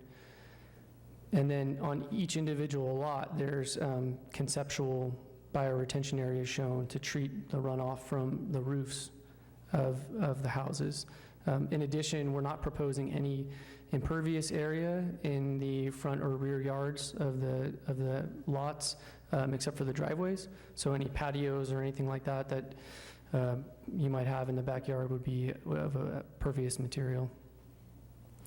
I will also give you an update on other permitting. I know Rob mentioned permits from other jurisdictions, so there's a few of those. There's the nationwide permit from the Army Corps of Engineers, and that's for the outfall itself. That permit is in process. We've been working with them for several months on that. They refer the permit to other agencies as a consultation. So that permit is in process. The lake or streambed alteration agreement was determined that it was not required by Fish and Wildlife. And then in conjunction with the Army Corps of Engineer permit, the Regional Water Quality Control Board needs to issue a 401 water quality certification. And this is directly related to the C3 treatment, which they've done a preliminary review of our treatment plan. They gave us some comments, and those are included in the current documents. And it's not uncommon for these kind of like federal level permits to lag behind the local entitlements. They do take typically longer because you're dealing with the federal government and they move slower than the local governments. I do have the project biologist here, Joe Rigney from Toyon Consultants, if you have any questions for him.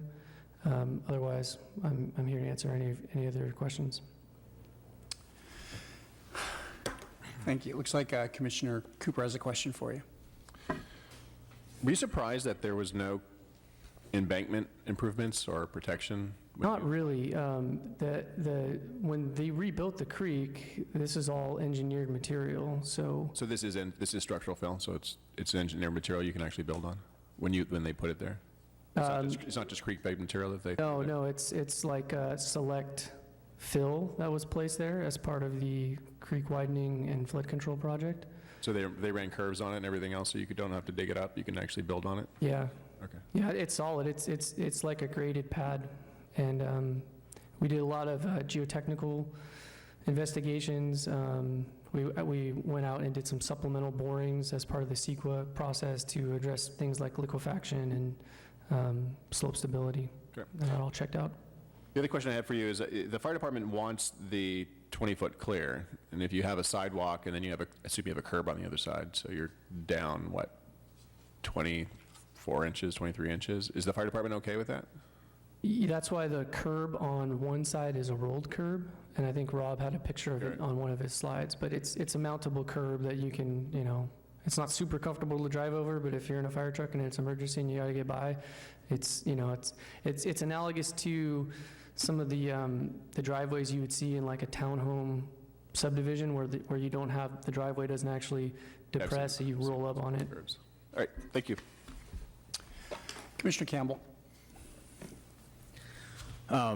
When, at least I looked at this back in 2007, there was a study session, and we expressed some support for a 4-lot subdivision as opposed to 6. Can you explain just the thinking? I saw that maybe the housing size goes up on the 4 as opposed to the 6, or the lot size, but can you explain why we went from 4 to 6? Yeah, I'm not familiar with that plan. I do remember some studies of like potential commercial developments, and I think a 12-unit development, but 6 is what we felt was appropriate for the site. It works for the project's pro forma. I don't know what the land value was back in 2007, but it's certainly more now. Okay, I was just wondering if there was more to it than that. No. Okay, thanks. Thank you. Commissioner Stedjink. I have a couple questions. I noticed the same culvert roughly parallel to the sanitary sewer line that Commissioner Cooper had mentioned. What's going to become of that culvert? So I'm still a little confused on which culvert we're talking about. And if I could maybe clarify what Rob said about the sewer line. So do you want to talk about the culvert first or the sewer line? Well, there are two different there's areas. a sanitary sewer line marked there, and the culvert is towards the creek from the sanitary sewer line. Speaking of the culvert specifically. And this is the culvert in the creek? No, it's a secondary channel completely. It runs perpendicular to the creek. It goes up right up against the rehabilitation center towards the mountain. It's full of water right now. That culvert discharges to, if you're standing on the existing cul-de-sac, kind of the smaller asphalt cul-de-sac, and there's a... You're on the wrong side. This is between you and the rehabilitation center. So if you were to stand on that property line, you'd be in a culvert. At the front of the site or at the back? Back. In the back. It runs perpendicular to the creek. So if the creek runs here, the culvert runs this direction, and the rehabilitation center is on that corner there. Yeah, I don't think that's on this site. I thought that was on the rehab site. Because the way their topography works, they have a berm. I think there's a berm built up around the back of their property, and I believe it's difficult for them to get the water out because of the berm, and that's what that culvert. So that's on their property, not your property? Correct. Okay. And I don't know where that line is. There's another existing culvert if you go down in the creek and look at it, and I believe that's for the rehab center. Yeah, the culvert I observed was not on the rehab center property, but when Commissioner Cooper obtains that, we can talk about that a little bit later. The stream bed alteration permit, did the Fed simply not respond, or did they state one was not required? I believe they did not respond. Can you go over how notice was posted on the site? I visited the site twice, and I walked both the perimeter and passed it by a half mile, and I didn't see any notice posted on the site at all. I believe it was posted on the joint pole immediately adjacent to it. And did you post that sign? I did not. Who posted that sign? I do not know. Did the city post that sign, or would that have been, Yeah, we posted the sign. does the city use a vendor for that, or is it planning department The planning staff? department posted that, yeah, I posted that sign. You posted it personally? Correct. Thank you. I think that's the questions we have for the moment, so thank you very much. I think we'll go ahead then and move on to, unless you've got anything further to add. I could clarify the sewer line if that's, Oh, well, why don't you go ahead and do that? okay. So there's an existing, I believe it used to be a storm drain pipe, and it crosses the creek. It's kind of suspended above the creek. It goes from bank to bank. And when, before the city did the flood control project, the rehab center had like a sewage ejector pump that would fail when the power went out, and then they would discharge sewage into the creek. So as part of the flood control project, the city, I believe they installed the culvert for the rehab center, and then instead of using the storm drain line for runoff, they put a sewer line through it so that the rehab center doesn't rely on an injector pump any longer. And there's not the, sanitary sewer discharges to the creek when the power goes out.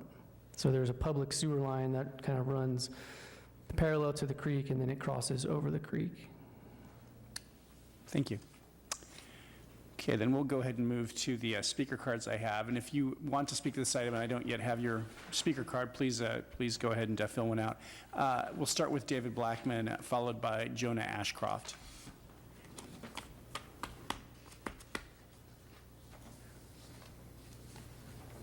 Hey, hello, this is Dave Blackman. Hey, I just wanted to speak about the density on this. And the existing general plan right now allows 39, or could almost be said requires 39, the way the city interprets it, 39 to 51 units. And that's a lot. And this project, I'm hoping that this is a really good deal right now. And what I mean by that is the state is starting to put mandates in. They've already put mandates in this year. So if this project came in this year, it'd be really difficult for you guys to approve anything less than 39 units. You can speak to the planning director about what I'm talking about, but this is a super good deal. 6 units seems like very few, very low impact, and the state is really needing and putting mandates and tying your guys' hands, and I think this is a great project the way it is, and I hope you approve it tonight. The others, I live in Valleymar, and in our neighborhood, all the stormwater goes into the creek. Everything that comes off my house, everything. And pretty much I believe this creek, everything up and down, anytime anybody washes their house or everything goes down the creek. And I think they're going on and beyond trying to do a really nice job to protect the creek. I know standards are higher today, but I hope you guys approve this. I really don't want to see that kind of density of 39 units if this isn't approved this year and the new application comes in and you guys' hands are tied. The other is that a lot of subdivisions don't even need to come forward to you guys. There's ways they can work this that they wouldn't even come to you with higher density. And so this is a really good deal, and I just want to reiterate that. This is a great project the way it is. Thank you. Thank you, Mr. Blackman. Jonah Ashcroft, followed by Paul Jones.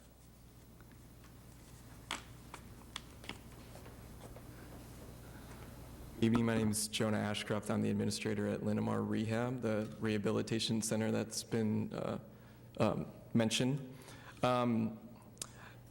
Just a few things to bring up. I was just first made aware of this project like 2 hours ago. I don't know if what the process is to let, I mean, we're the only other facility or even house on the street.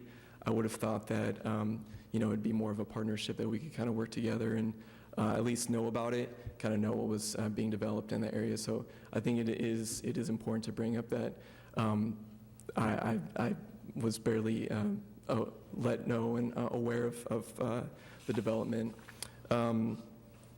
A few other things.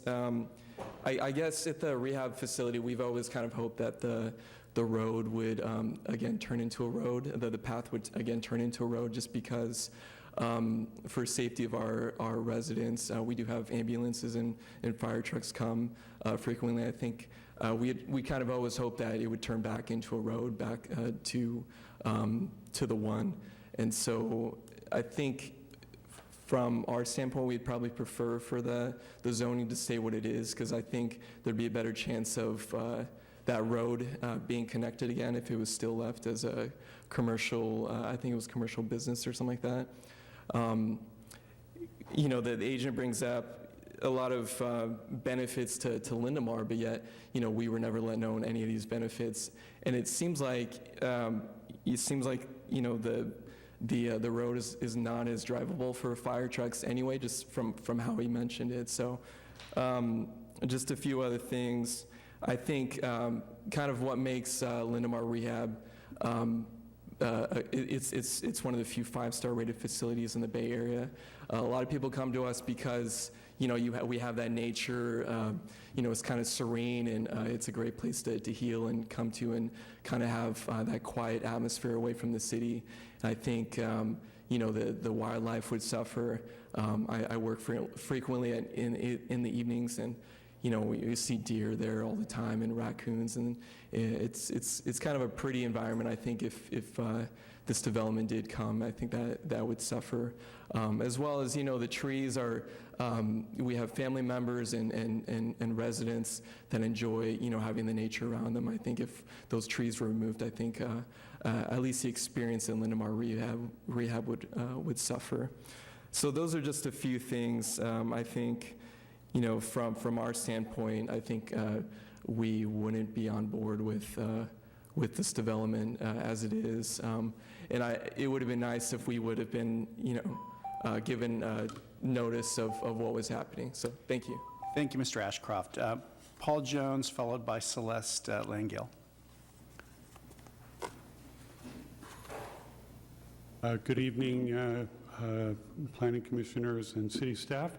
My name is Paul Jones. I'm with the San Pedro Creek Watershed Coalition, and not unlike the previous speaker, we heard about the project sort of late, but not as late as he did, obviously. We submitted some informal comments that were addressed in the staff report, and appreciate that.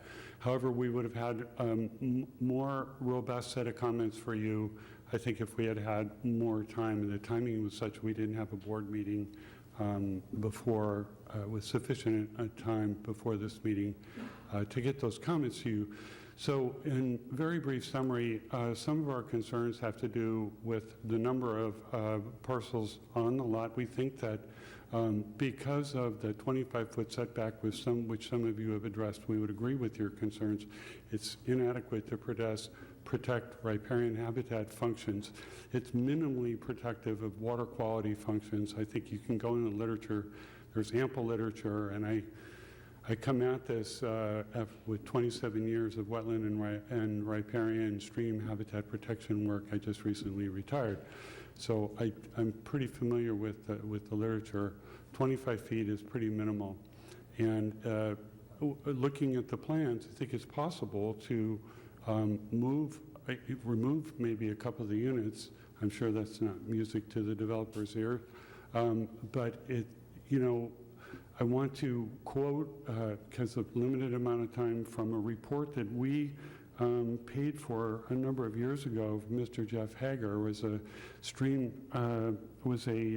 steelhead biologist, and he wrote for a report for the Watershed Coalition that in the past, development policies and interests have resulted in developed areas encroaching closely to the creek without full recognition of potential amenities of stream corridors in their natural state.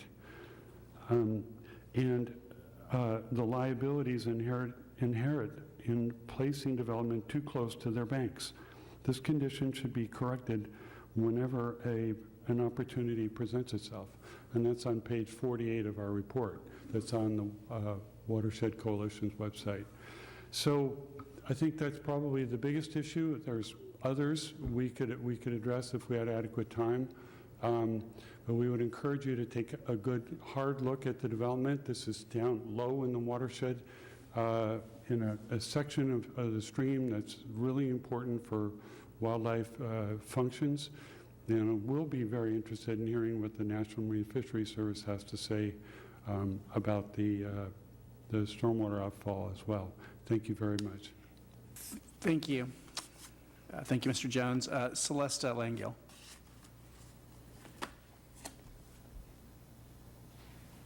Good evening. Haven't been here in a while at a planning commission meeting. Excuse me, I'm just getting over a cold. So I just found out about this project not that long ago and just trying to digest some of the impacts. This is a unique site. When you look at the number of species that are impacted directly and indirectly, it's an important site. I understand there was some impacts to the site a while ago, but it still sustains wildlife, and the creek is really important. And I think the steelhead in this creek are dying a death of 1,000 cuts. And there's a lot of projects that, or housing is just too close to the creek. As setbacks, different setbacks in Marin where they really protect steelhead is 75 feet. Other recommendations are at least 50 feet. I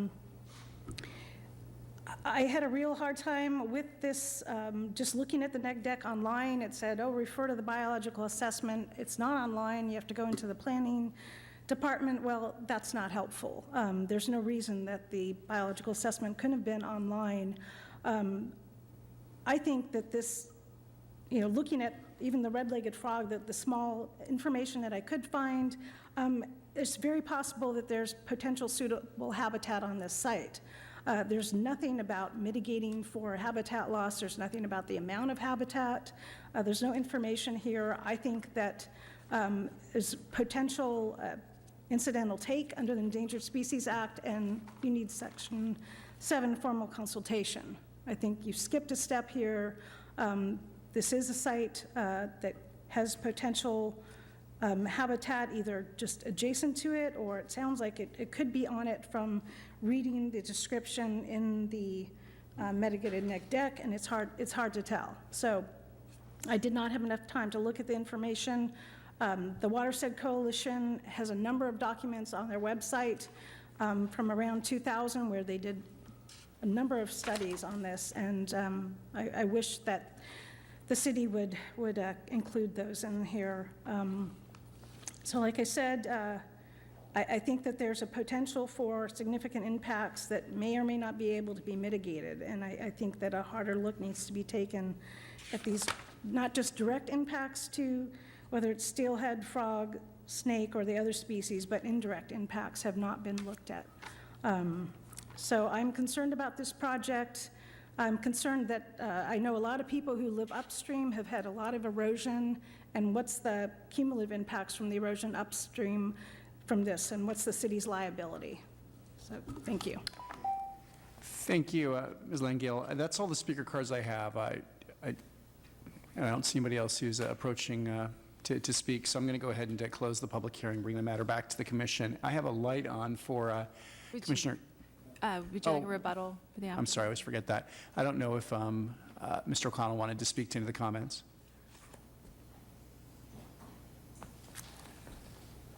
Sure, I can address a couple of them. So Jonah's comments about,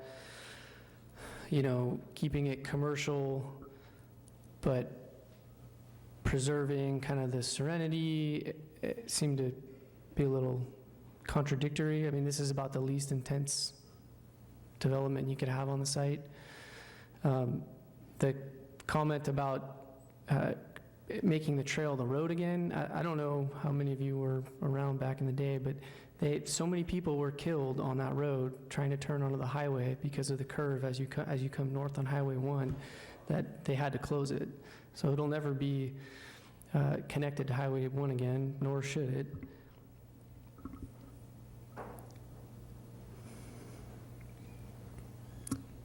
The comment about the road not being drivable for the fire trucks, we reviewed that with the fire marshal and the people who drive the fire trucks, and they're satisfied with this. And the comments about the notification, I mean, it's right on the pole right in front of the rehab center. I walk by it every day.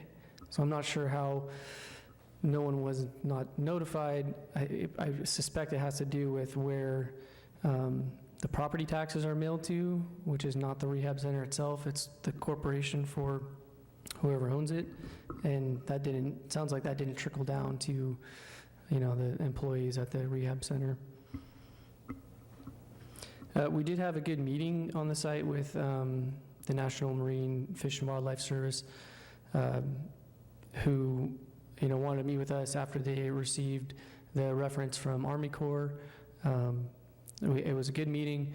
We didn't see any issues that they were particularly concerned about. We walked up and down the creek with them. We looked at the location of the outfall. Of course, we're still waiting for their kind of final written confirmation to get back to Army Corps. But all indications of our site meeting with them was that they were content with the mitigations. That's it. Thank you. I'm going to go ahead then and close the public hearing, bring the matter back to the commission. And Commissioner Kresge, I think your light was the first one on. Did you have, or was this left over from? Yeah, it's left over. Okay, sorry about that. That will take me then to Commissioner Campbell. We had one public comment talk about the new laws that are going to require us to, or going to make it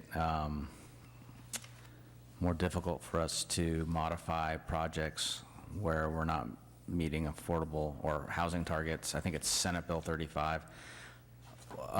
Any comment on that? So my understanding, and we're still learning and researching exactly what the content of these bills are and what they mean for cities, but my understanding is that it would be particularly difficult if a development came in that met the zoning and the city either wanted to deny it or wanted to force it to go to a density that's less than what the zoning would, the minimum in the zoning designation. And so in this case, this isn't the case here in terms of, this is an applicant who's asking for this redesignation. Thank you. I just wanted to get that clear. Commissioner Stedging. My question is also on SB 35. It's my understanding that SB 35 requires a specified level of affordable housing.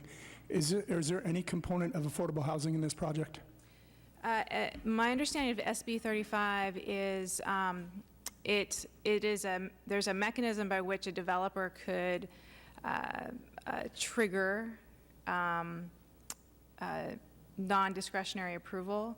And there's certain things that the developer would need to do, including provide a certain percentage of affordable housing. Thank you. But that's not, again, not the case Thank you. here. Commissioner Clifford.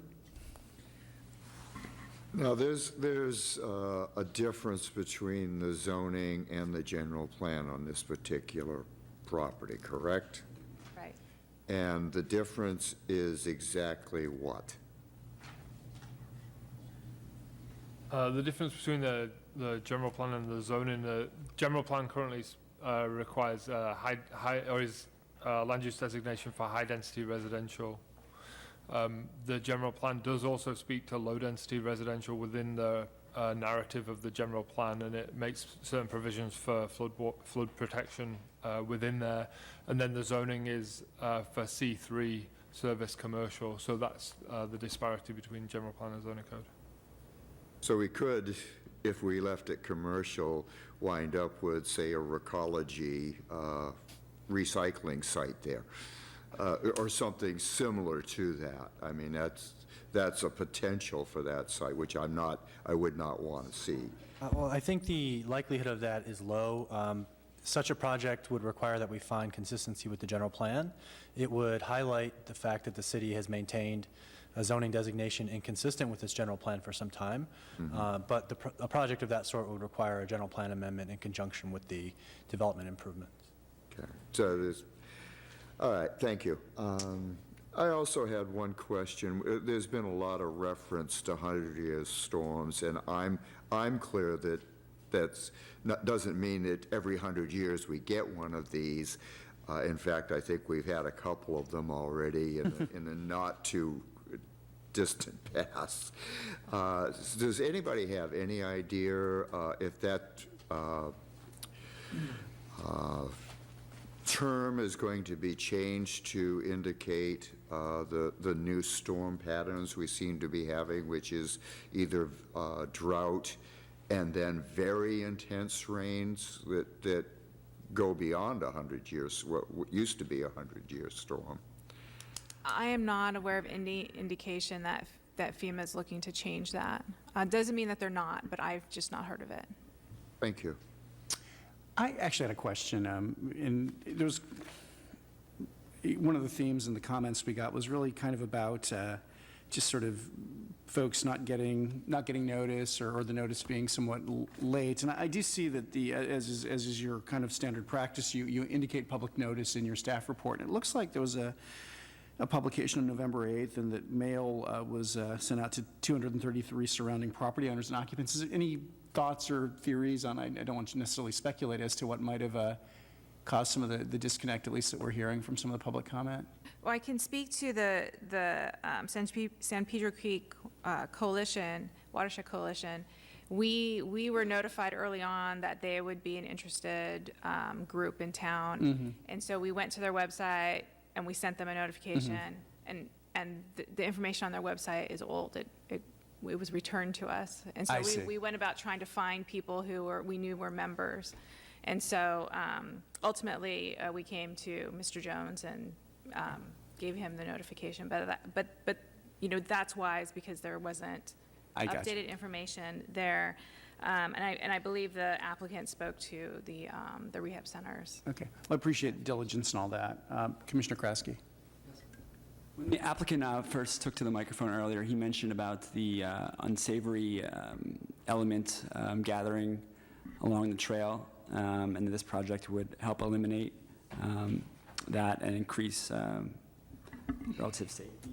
Does the applicant plan to enhance the trail at all, provide any lighting or signage along this property? The plans, the conditions of approval include a request for a lighting plan for the subdivision itself. So the city is requesting that the applicant submit those details for approval. So there is an opportunity for lighting within the subdivision, but the alterations to the trail itself are limited to the moving the bollards and the furniture at the start of the trail. Well, I don't see lights for the moment. I'm wondering if we might get one more question. It's not a question, it's actually just a comment. Yeah. This project troubles me in a couple instances. I'm really surprised that there's no bank improvements for this development. It seemed that'd be the first thing that I would do, is I would look and see how I could protect the surrounding areas prior to putting in development here. I think it'd be really great for a common driveway at the front. If you look at where the rehabilitation center is, to actually pull directly into this driveway would be fantastic. I don't think a fire truck's going to make that very hairpin turn to make a turnaround at a cul-de-sac where you would just do a three-point turn and get in and out, but that's my own opinion. And I guess one question I have for staff is, are you aware that any of these other agencies are waiting for us to decide on something before they decide on something? Or is this like a cat and the mouse game, or is this all independent? They do run independent, and it's common for the federal permits to run behind the local permits. Is there any expectation of when those federal permits would come in to see what they have to say? I don't have a timeline. All right, thank you. Obviously, they need to be completed prior to any construction on the site. Correct. Yeah, I guess I wonder why we're rushing. Commissioner Clifford. The trail that we've been talking about, that's on private property, correct? The trail that's there now. Yeah. If Rob can correct me if I'm wrong, but I believe that's still within right-of-way. It's still within, it's within the right-of-way, so they don't have any requirement to do any development of the trail, correct? I didn't think so. Okay, thank you very much. Commissioner Stedjing. My questions are on the federal permits, stream bed alteration and other. Do we have dates that we requested comment from the feds on those? Not for the federal permits. We received a copy of the letter from the Fish and Wildlife that was dated April, I think 20th or 22nd, that set out the consultation that was carried out by the applicant, the fact that the department hadn't made a comment within the 60-day period and that were therefore issuing the approval on the basis that they hadn't made a comment. And that default notice was from the federal agency itself? From California Fish and Wildlife. Okay, but the stream bed alteration, where would that approval come from specifically? The lake bed and the lake and stream bed alteration requirement agreement is administered through California Fish and Wildlife. Thank you. The outflow needs to be approved by the National Marine Fisheries Service, correct? And we're still waiting for that approval? So there are a number of other agencies that are required for notification, and I have the details of the agencies that are required and some of the details of the sections that are specific to those agencies where certification or approval is required. But in terms of the actual approval, their processes and how they're issued, I'm not familiar with those. I'm wondering if my colleagues would entertain it sounds like some clarification perhaps from the applicant's agent who presumably has got some information bearing on this specific question. So I'll let Joe, the biologist, speak to the details, but the short answer is the permit for the outfall is required from the Army Corps of Engineers. The Army Corps of Engineers refers it to the other agencies. So there aren't permits, I'll say, from the other agencies for the outfall itself. It goes through the Corps by referral. Did I have that right, Joe? Yeah, that's correct. I think part of the confusion comes up with the names of the agencies. California Department of Fish and Game changed its name to California Department of Fish and Wildlife a few years ago, but then you also have the U.S. Fish and Wildlife Service. So you have two different agencies that have very similar names.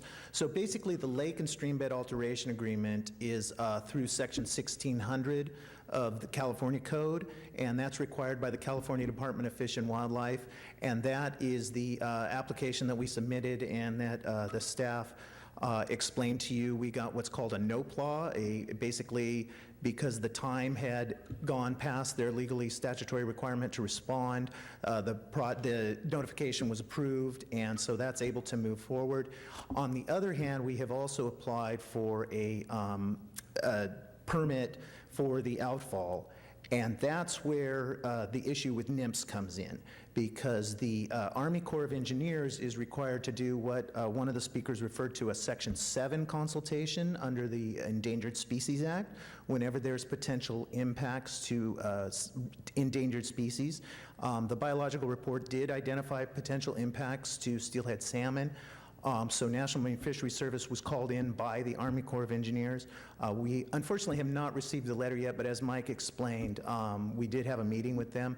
Now, there are other potential species impacts that might occur from this that require a consultation with U.S. Fish and Wildlife Service, and that's actually the agency that's been dragging its feet in terms of the federal permitting getting through, and we have not yet had a chance to meet with Fish and Wildlife Service, but we're diligently working on that. Thank you. Well, I'd entertain a motion if there is one. If not, I'd be interested in what next steps y'all have in mind. Commissioner Cooper. I have a question from my fellow commissioners. I mean, there's a lot of people here who said they didn't have enough time. There's still letters that need to be done. I guess, would anybody entertain continuing this item? Commissioner Campbell. That might, I could be talked into that. I just wanted to note that, back in 2007, we had a lot of discussion about this parcel and what could be done with it. And at that time, just speaking for myself, I was more enthusiastic about keeping it residential, narrowing it down in that case to 4 homes, and really pulling, I think in that plan, a little farther from the creek because of the fewer homes. So I was more enthusiastic about the plan back then than I am with 6. which on large lots, which is pushing it, although it's pushing it a lot less than a couple dozen homes, Yeah. which would be a disaster for that site. So I'm struggling with that. I'd be curious on the applicant's thoughts on whether they could at all pull a home off and move things pull a lot back and move things off the creek just a bit more. But those are my thoughts right now. I think we do have to consider what could be put in there as opposed to what they're proposing. Commissioner Stedging. Yeah, as a fisherman, I'm real concerned about the steelhead thing. I think it's a depleted asset. It's one of the few assets Pacifica does have. When you look historically, 30 years ago, people were fishing there, pulling large steelhead out of there. Now, when you walk that creek, it's 3-4-inch fingerlings. I know more they're migratory fish, but I'd like to hear what the Fed has to say on that specifically and ping them again and just clear that up. Simply a lack of response, having dealt with the federal government on a number of issues.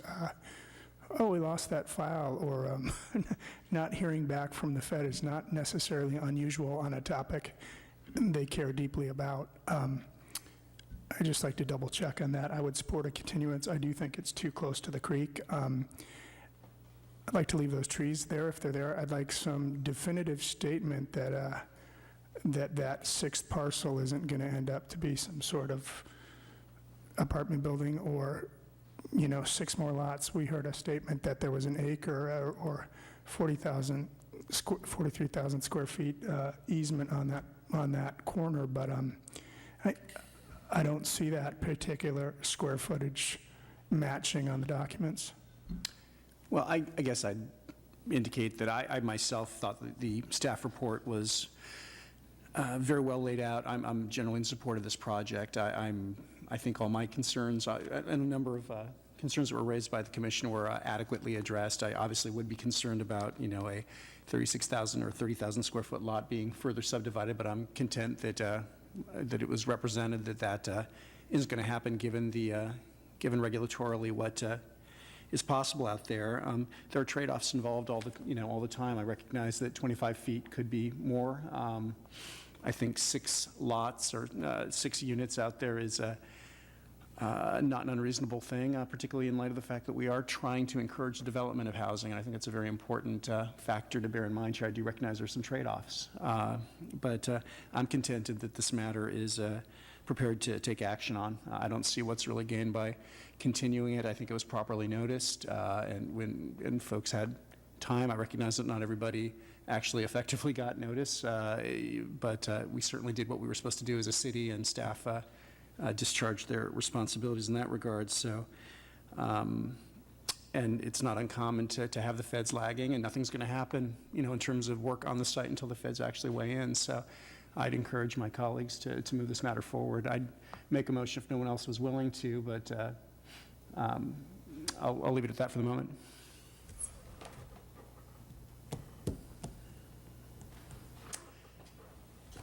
Commissioner Clifford. I'm not going to make a motion. I am still a little concerned about the 25 feet, and I would not be opposed to continuing the items,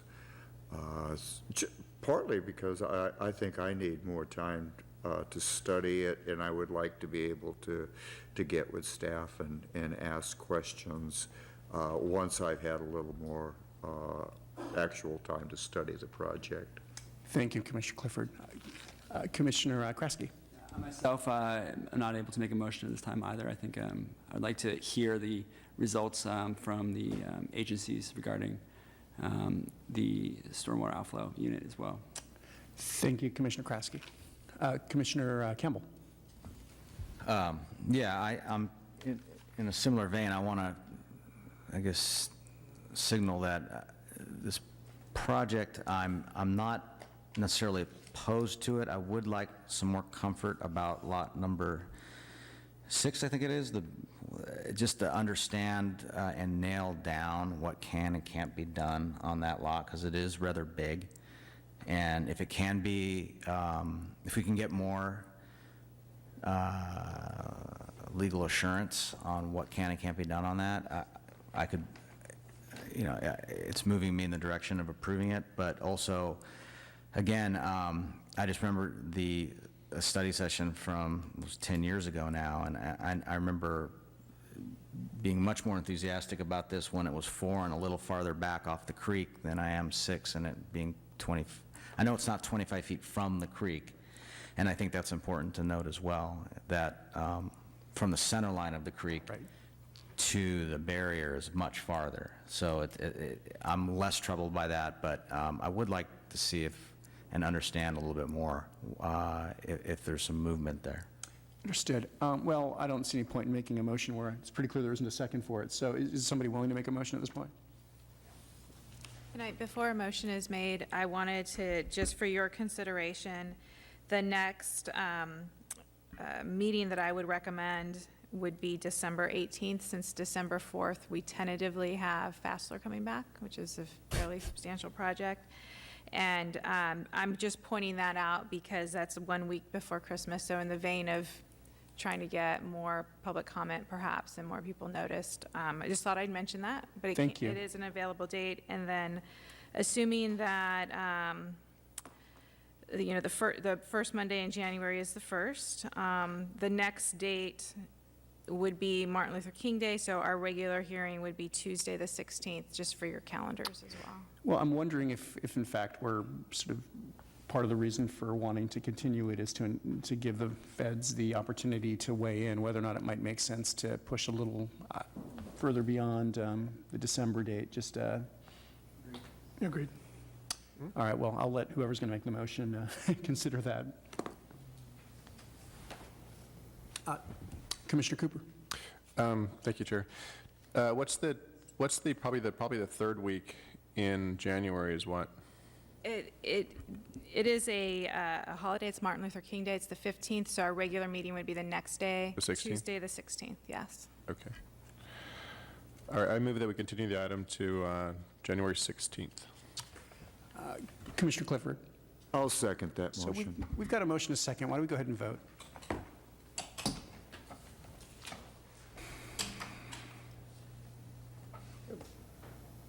For the Commissioners' register of votes, one more time, please. And then hit the vote.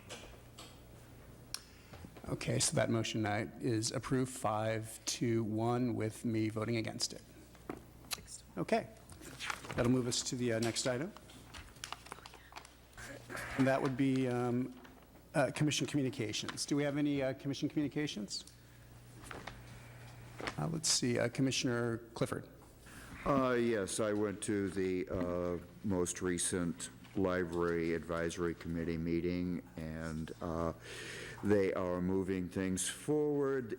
The language is now language going to the City Council is now going to a subcommittee to fine-tune it, and then it's off to the City Council. Excellent. Well, thanks so much again for representing the Commission on that council. Commissioner Stedjink. I have several questions. My first is on highway signs. I've had a couple people mention anecdotally about highway signs, and specifically there was a liquor sale posted at 50% of the highway exits for more than a week by sandwich boards. I'm curious, does the city control the posting of signs there on Highway 1, or is that a Caltrans deal, or how do we handle that? Technically, that is a Caltrans matter. However, recognizing that they just don't have the local staff to get out there, I believe when our Public Works Department does see them and are able to pick them up, they will pick up those signs. Thank you. My second has to do with Shelter Cove Beach in specific, and also the Martins Beach relationship to that. My question is this for the city attorney: is Shelter Cove a public beach? My understanding is that it is.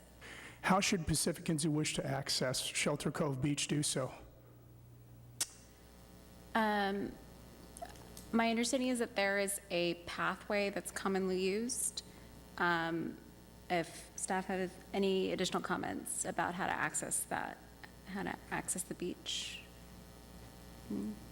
So my understanding is that the site is accessed by a trail, or access way from the Pedro Point neighborhood. And again, this is just anecdotally, that occasionally, or maybe always, there's a sign that says private property there. So sometimes it is confusing to the public as to whether or not they can access that beach. And I would only add that I think that, and the city attorney can chime in here, but I think that some of these cases, like the Martin's case, are very fact-specific. So to say that it automatically is relevant to this site specifically, I can't speak to that. It would take some legal analysis to determine whether or not it's applicable. You mentioned signage that suggested it was a private beach. Is there any signage that suggests there's a public easement there? No, it's I was just a little concerned, because this isn't agenda, this is a specific item. I'm a little concerned about, communications is, I Agreed, want thank to you. make sure that we, Agreed, maybe thank this you. would be an appropriate thing for us to agendize as a follow-up item, because it sounds like something that warrants some more in-depth conversation. Do you think we could maybe agendize a brief discussion of this at an upcoming meeting? I can speak to the city attorney about that. Thank you. I just appreciate it. Thank you. Oh, I did have it. It looks like Commissioner Cooper's got a Yeah, I did have a communication as well. communication. There was a person who was interested in purchasing Shelter Cove and putting some sort of public use area down there for children and for other things. And I thought it was a very interesting idea, so maybe they'll pursue it and present it to us at one particular point in time. But it was someone off the street who did approach Excellent. me. So perhaps that could be part of whatever further dialogue we have on that. That's excellent. So that's what we have for commission communications, staff communications. I just wanted to mention that we have hired a new code enforcement officer. Her name is Gwen White. She's not here, but I just wanted to let you know that she exists and she's working for us. Since our last meeting, we had an election, and the marijuana initiative passed, or ballot measure passed. And so just so you guys know, we're working diligently internally to get all of our applications and our processes together for the day after the election is certified, because we'll get a lot of inquiries already. And then finally, I wanted the entire commission to be aware that we are working on adjusting our publication timelines to be more consistent with City Council, which is publication on the Wednesday before the meeting. It's going to take us a few cycles to put that in place, but we're working towards that goal. We'll certainly appreciate having this stuff. Commissioner Campbell. Just a real quick question on the marijuana ordinance. Can you, one more time, provide the timing of things as they move forward on the city side of? Sure. So the ordinance is effective after election certification, which is scheduled for the December 11th meeting. And then within the both the zoning as well as the police license ordinance, there are these triggers after certification of the election. And so the first step, I don't have all the dates memorized yet, but the first step is to go to apply with the police chief for the background check process. And then the second step is to then go into a security plan review with the police department. And then the third step would be the use permit process with Planning Commission. And by the time we get through that, and then before that is a lottery potentially if it's necessary, and you guys will potentially see applications probably mid-year 2018. Just one quick question.